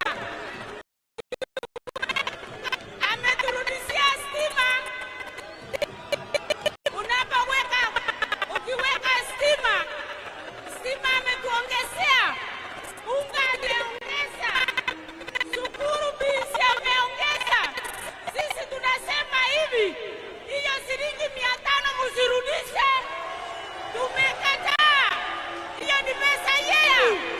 Hiyo ni pesa yenu. Tukirudi mambo ya school fees. School fees. Kila shule imeongeza. Na ameongezea nyinyi watu wa chini. Na ameongezea watu wanyonge. Sisi tumesema itawezekana.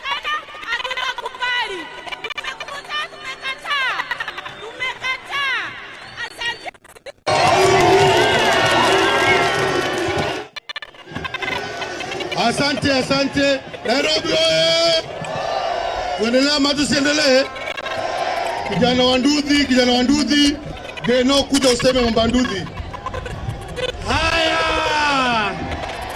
Haya, mimi kwa majina naitwa Dennis, kijana wa mtaa, kijana wa bodaboda. Mimi kama kijana wa bodaboda tunapitia mashida mingi sana. Shida walitunyang'anya life yote, vitu zote. Bei ya mafuta imepanda. Tunasumbuliwa mtaa. Hatuwezi hata baba watu na amani. Wanatusumbua tafadhali baba. Hakuna kubeba usiku. Tunaumia. Sisi kama vijana wa mtaa na manduzi ni salon. Baba, tusaidie. Tunaumia sana. Tunarasiwa. Kazi ya usiku wametoa maklab. Na tulikuwa tunabeba watu wa usiku jameni. Tunasumbuliwa. Baba tusaidie. Tusaidie. Saidia vijana wapate kazi mtaani. Kazi mtaani ilikuwa mzuri sana baba. Baba mimi naomba kazi mtaani turudishe. Baba 6,000 pesa ya wazee, pesa ya mama mboga, pesa ya watu wote. Watu wanaumia. Nchi imeelekea mahali mbaya. Na raundi ngoma ni baba. Saidia baba. Kazi mtaani ilikuwa inanisaidia kulipa loan. Baba, wanabodaboda 500 toshi unga. 500 ni unga moja. Na salad haitoshi unga. Na hiyo ni deni. Asante sana wananchi. Asante. Tusimame na baba. Asante, makofi kwa Deno. Thank you. Mama Rebecca, mama wetu. Konsolata. Azimio oye! Jambo la kwanza nataka kuongea na baba. Mama okay. Azimio oye! Azimio oye! Baba oye! Mama oye! Siku ya leo tumekuja hapa, tuko na uchungu sana. Kitu ya kwanza ni kukosa kazi. Baba, bila unaona hapa, wazee unaona mabibi zao hawako Saudi Arabia wanateseka. Wako Saudi Arabia. Wanateseka kwa sababu hawana kazi. Mabibi zao hawako. Tunaomba baba utusaidie sana. Wamama wanateseka Isili. Wamefua nguo, wamechoka. Tunaomba baba utusaidie. Njaa iko mingi baba. Unapoona tunapoongea baba, inamaanisha njaa inaua Kenya. Tuko kama watu wa 1980s.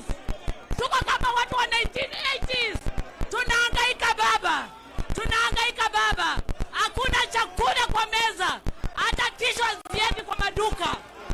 Tisho haziendi kwa maduka kwa sababu hakuna chakula. We are going for 1 meal a day. Tunaenda 1 meal a day. Tunakula mara moja kwa siku. Tunahangaika. Tunaomba msaada. Baba.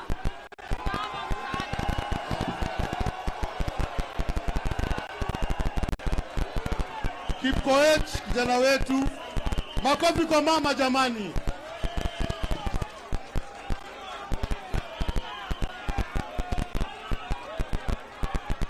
Habari yenu wote. Sisi kama vijana tunapitia shida. Na shida tunayo ni nyingi sana. Vijana in this country hawana employment. Wanatoka university hawana that employment. Ukifika huku nje wanasema lazima ukue connected.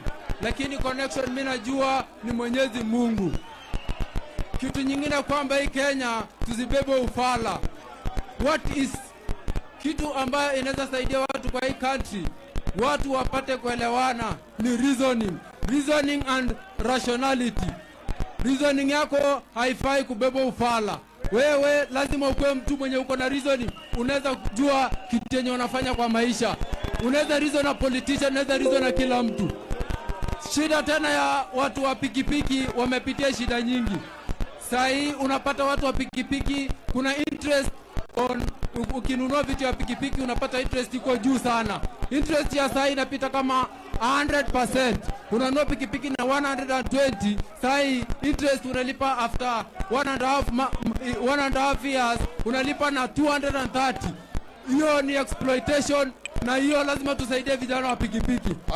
Corruption ni kitu kingine mbaya sana.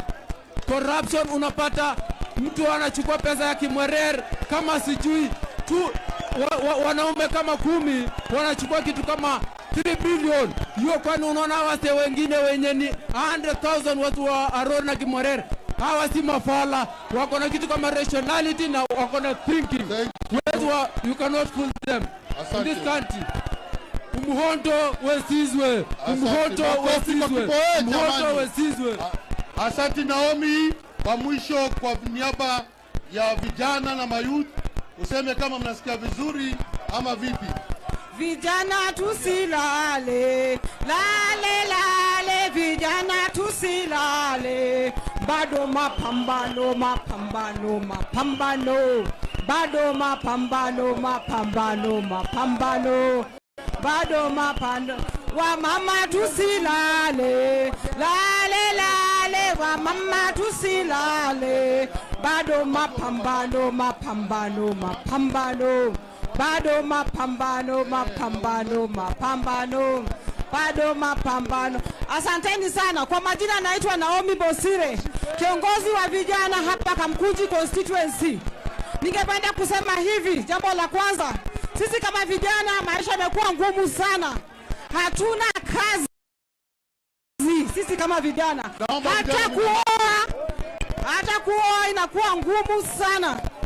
Kulipa dawari inakuwa ni ngumu. Hata kuperform pale nyumbani inakuwa ni shida. Vitu hazisimami. Ni kweli ama si kweli? Sisi kama vijana tunaomba baba yetu Raila Amolo Odinga utupatie ruhusa. Ukituambia ni right, ni right. Ukituambia ni left, ni left. Kama ni maandamano, tuko tayari. Ukisema ni Monday mpaka Friday, tuko tayari. Kwa hivyo baba, leo tuko mahali hapa, tusikia hotuba yako na hii mambo ya Hustler Fund. Tumechoka nayo baba. Sisi kama vijana tutapatiwa 900 shillings. Kulipa riba inakuwa juu. Na hadi yao walituambia hakuna kulipa riba. Hii serikali ni ngumu na ni mbaya, hata haina faida. Ni bure kama matiti ya mwanaume. Asanteni. Saimo kutoka Mkuru kwa Jenga, kijana wa kijiji. Azimio oye! Azimio oye! Our fifth president, hata kama tulinyang'anywa, tunajua uko na sisi. Baba, watu Waislamu wamebomolewa manyumba. Mkuru kwa Jenga tunalala nje. Baba, watoto wetu wenye ni ma DJ kwa maklabu siku wamefukuzwa kazi. Baba tusaidie. Vijana oe! Vijana oe! Tutakula hiyo pesa na tulipi. Tutakula hiyo pesa na tulipi. Atulipi. Atufanya nini? Atulipi. Vijana oe! Vijana oe! Nairobi, tunaambia Ruto, we don't fear you. We don't fear you. Nairobi oe! Nairobi oe! Baba, ukisema tuandamane, mimi siwezi kupinga. Baba, ukisema ninunue kamba nijinyonge, najinyonga. Vijana oe! Vijana oe! Baba Ria! Asante Deno. Baba Ria! Asante. Nairobi, we don't fear them. Thank you. Okanga, Okanga. Okanga. Aya! Aya! Majina ni Nuru Maloba Okanga, Kakamega County, Matungu Constituent, Horera Ward. Shabiki wa Raila Amolo Odinga, Kenya mzima. Azimio oye! Azimio ri! Baba ra! Karua ra! Kalonzo ra! Asanteni sana. Nataka niwe mfupi sana. hii safari ya ukombozi, naomba Mheshimiwa Raila Amolo Odinga pamoja na Stephen Kalonzo Musyoka pamoja na Martha Wangare Karua, nyumba ya Azimio lazima tushikane, na safari imeanza. Safari mafanya nini? Safari mafanya nini?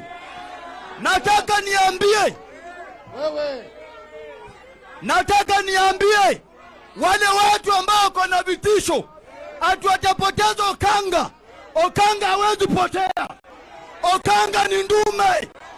Okanga ni mwanaume. Niko nyuma ya baba na si banduki.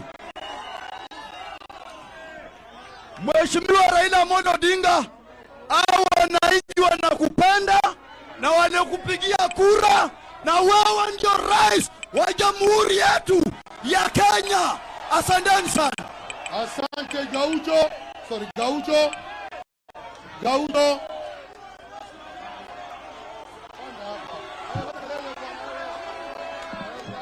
Vijana fire! Vijana fire! Okay, kwa majina naitwa Calvin Sokoth, Boom President ama Ghetto President. Mimi nataka kusema hivi. Baba vijana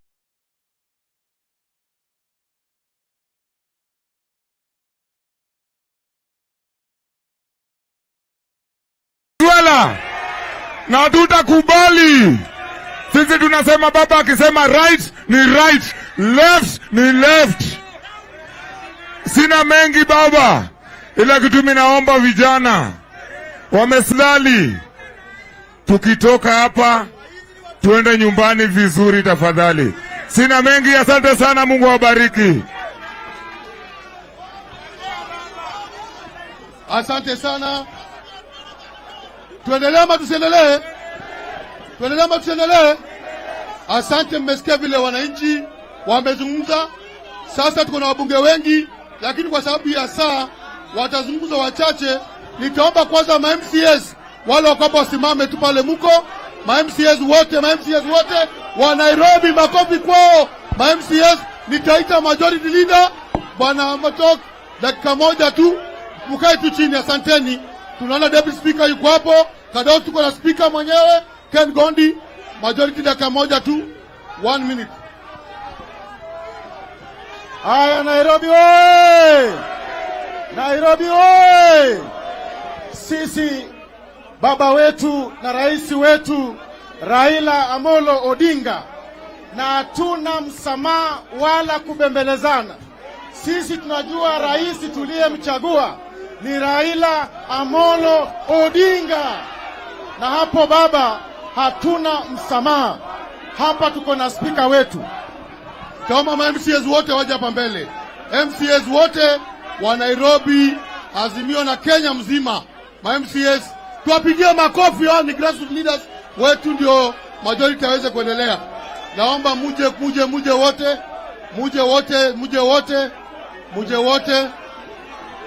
MCS wote. Asante speaker, deputy speaker wako hapa wote MCS. Haya. Nairobi oye! Hapa tuko na Matakwei. Matokei Mombima. Wainue mkono. Matakwei, waheshimiwa wote wa Nairobi. Baba amesema tuinue mkono, salimia watu wa Nairobi. Hapa kuna chairman wa budget Dr. Wilfred Oluochodalo. Youth leader Stazo. Vice chair wa ODM Ochengejera. Matakwei Mombima. Ajeki mwenyewe, Magoba, kuna hapa Shadrack, kuna Emily, kuna Bambejwa, kuna Masisa, kuna Danoria, kuna majority whip wetu Moses Ogeto, kuna chair wetu wa Water Rekireki, kuna Mama Lugonzo, kuna Mama Network Catherine, kuna vice chair wetu wa Public. Haya, kuna mheshimiwa hapa Benta, kuna mheshimiwa Agnes. Haya, tukisonga, kuna mheshimiwa wa Kisumu, anaitwa nani? Asante majority leader. Tulia. Nairobi oye! Sasa nitaita wajumbe wote, muje hapa kwa dakika moja. Wajumbe wote kwa haraka, wajumbe wote.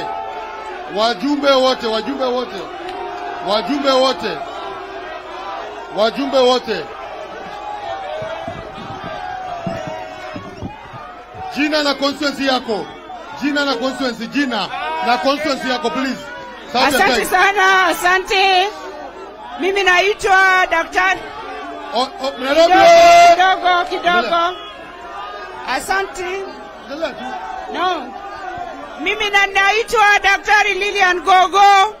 Mimi ni mjumbe wa Rangwe constituency. Rangwe iko Homa Bay County. Asanteni, Mungu awabariki. Baba akisema left ni left. Baba akisema right ni right. Tumeiva. Asante mjumbe. Tumeiva na tunataka kwenda. We are going to seize this country. Mungu awabariki. Jina na constituency. Wakenya wenzetu Azimio. Kwa jina naitwa Rosa Akinyi Buyu Duasi, Mheshimiwa wa Kisumu West Constituency. Huko tuko na huzuni sana. Baba alituahidi ati atatupatia 6,000 na juu kidogo ya kutoa. Lakini kwa sasa tunapewa 500 kwa loan na lazima urudishe na 8%. Na lazima urudishe after 2 weeks. Tumechezwa au hatujachezwa?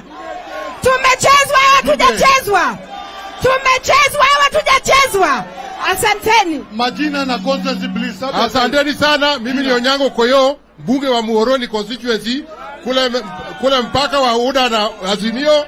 Nimeleta salamu nyingi kutoka huko na wote ni wafuasi wa baba na watu yake.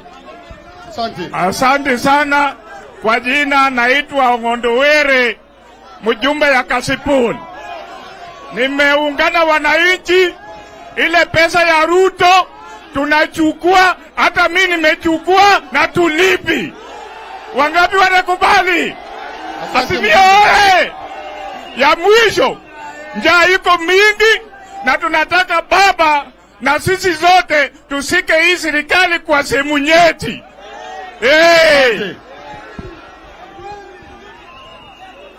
Vijana oye! Mimi ni Dr. Nyikal, mjumbe wa Seme kutoka Msumu County.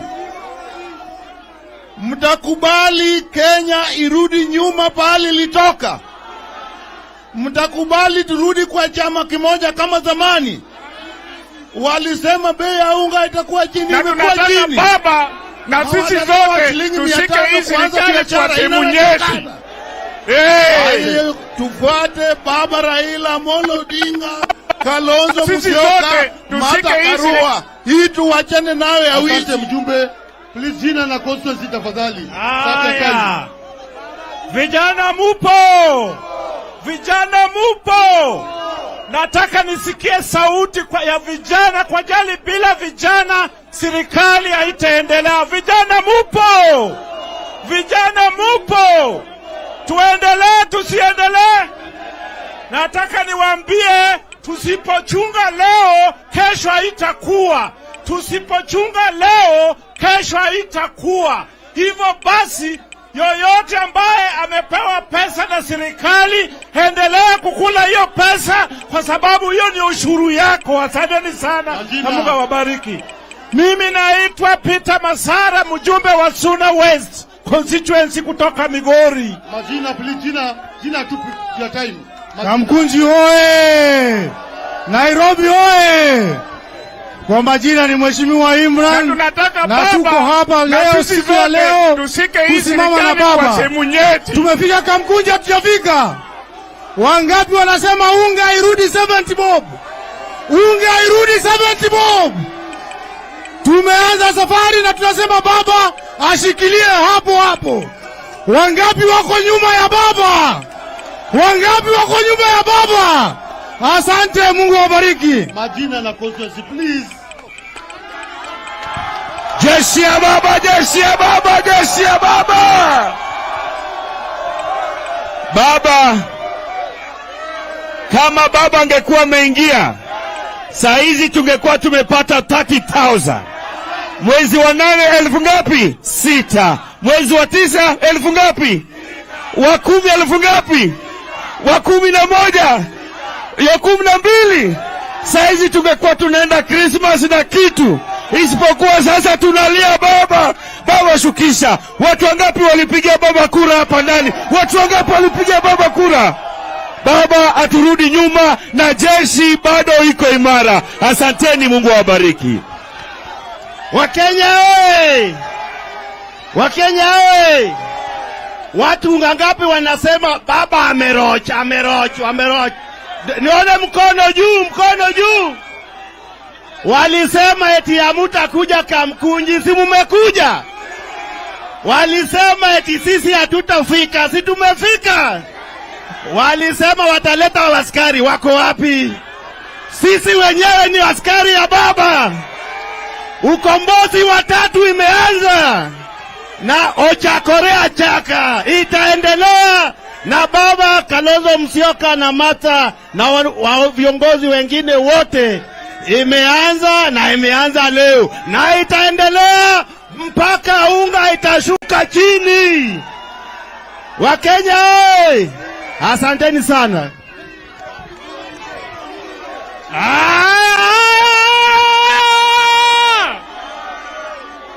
Nairobi hoye! Siwezi kusikia Nairobi fire! Nairobi fire!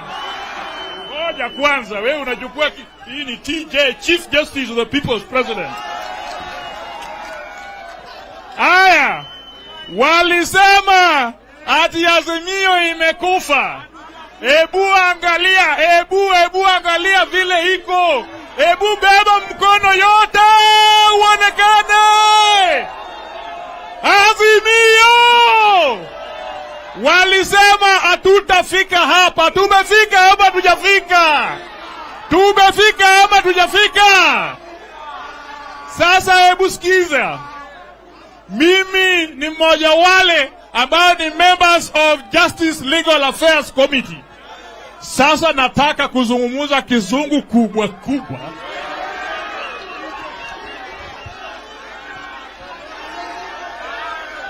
Na ninapozungumuza kizungu kubwa unatulia. Kwa sababu mtu ambaye anaitwa William Ruto, unajua huyo William Ruto alitengeneza tume ya bandia, kwa sababu sisi tulikuwa kwa kamati ya Justice Legal Affairs. Wakasema ati wale commissioners wa IEBC, unajua wale, moja inaitwa nani? Cherera ngapi? Cherera 4. Wale ndio Patriots of Kenya ambayo walishika mwizi kwa ile pati yake ya nyeti. Alafu wakaleta hawa Cherera 4 kwa ile inaitwa Kangaroo Committee ambayo iliundwa ikasafishwa na mtu ambaye inaitwa Moses Wetangula. Na huyo Moses Wetangula, unakumbuka, alikuwa huku na sisi ndio tulifanya hiyo Wetangula aonekane ni mtu. Sasa wameshikana, wanaleta kamati ya Kangaroo ya lynching mob. It is only in Kenya. Wananchi oye! It is only in Kenya where a commissioner, a member of independent commission, ambayo akona security of Kenya, atakikani aseme maono yake. Hata kule kotini ambayo mimi huwa nafanya, tukiwa na judges when you have 4 or 3 or 5 judges sitting, the judges, everybody must give his independent opinion about something.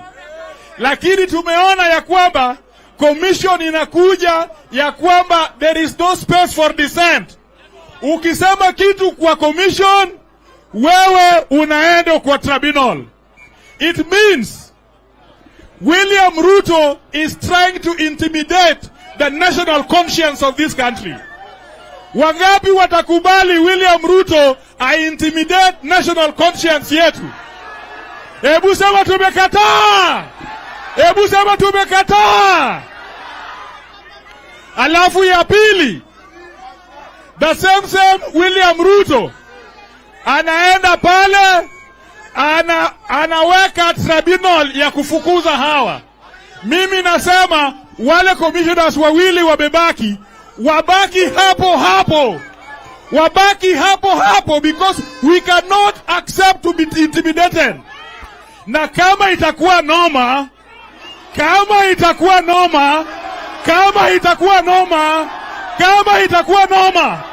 aya, hebu nataka tupike. Nataka tufanye nini? Tunataka kupika ugali. Aya, leta makaa ikuje. Makaa ikuje. Makaa ilikuwa 40 bob, sasa ni pesa ngapi? 80 bob. Imekuwa 100. Hiyo ni makaa. Aya, leta unga.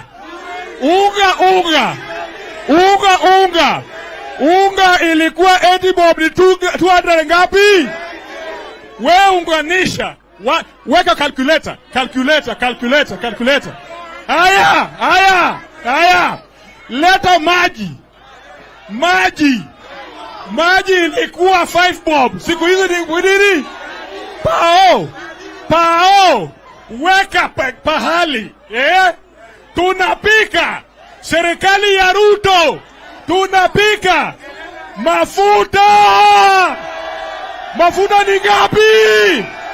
Mafuta ni ngapi? Basi ujaenda tao na fare. Bei ya fare imeenda wapi? Aya, sasa umefika tao. Unataka dem. Unataka nani? Unataka dem. Hata bei ya dem imeongeza, sivyo? Nairobi hoye! Aya, basi umepata dem. Sasa unataka Gilbis. Gilbis pesa ngapi? Hebu nataka kusikia sauti ya Nairobi ya kusema shida iko. Shida. Nataka nisikie sauti ya Nairobi kusema njaa. Mimi nasema ya kwamba hebu baba, piga firimbi. Sisi tunataka kuenda State House. Tukibeba sufuria. Tunataka kuenda State House tukibeba sufuria. Tutabeba nini? Tutaenda huko kutafuta ile yetu ya kukula, sivyo? Aya, sasa nataka tuwe na declaration kama the people's chief justice of the people's president ya kwamba tunapiga Ruto noma ama utupigi. Aya, nione mkono kule nyuma uonekane. Asante sana. Asante. Kwa niaba ya wajumbe wa Nairobi, Mheshimiwa Babu Owino.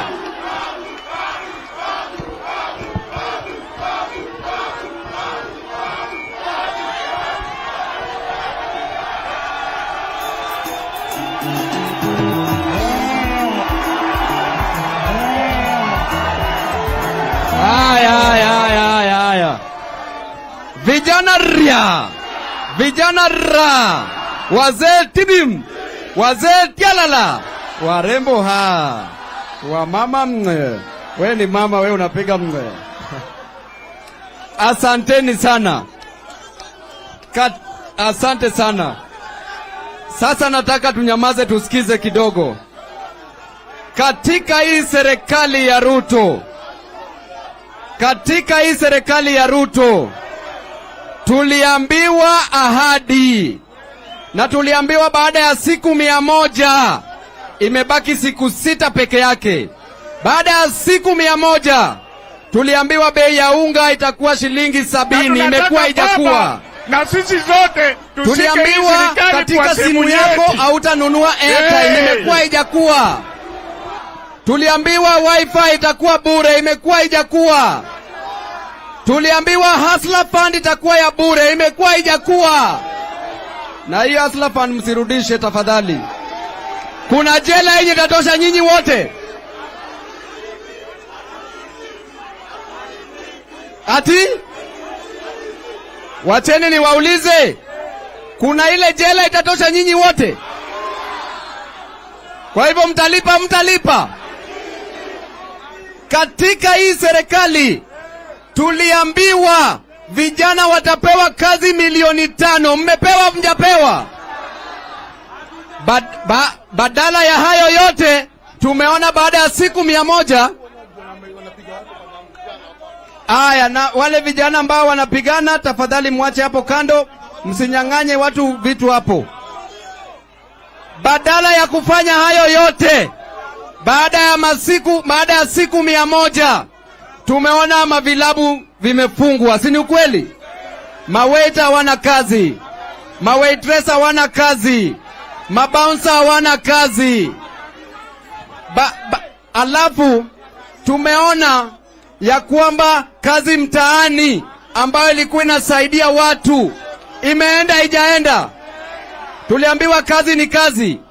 Sasa saizi kazi sio kazi, maana yake hampewi kazi, si ni hivyo? Na tunaambia hawa watu, tumeona judiciary saizi iko state capture. Tumeona DPP saizi yuko state capture. Tumeona parliament saizi iko state capture. Kwa hivyo ile dictatorship ambayo tulikuwa tukisoma tu, tumeanza kuiona.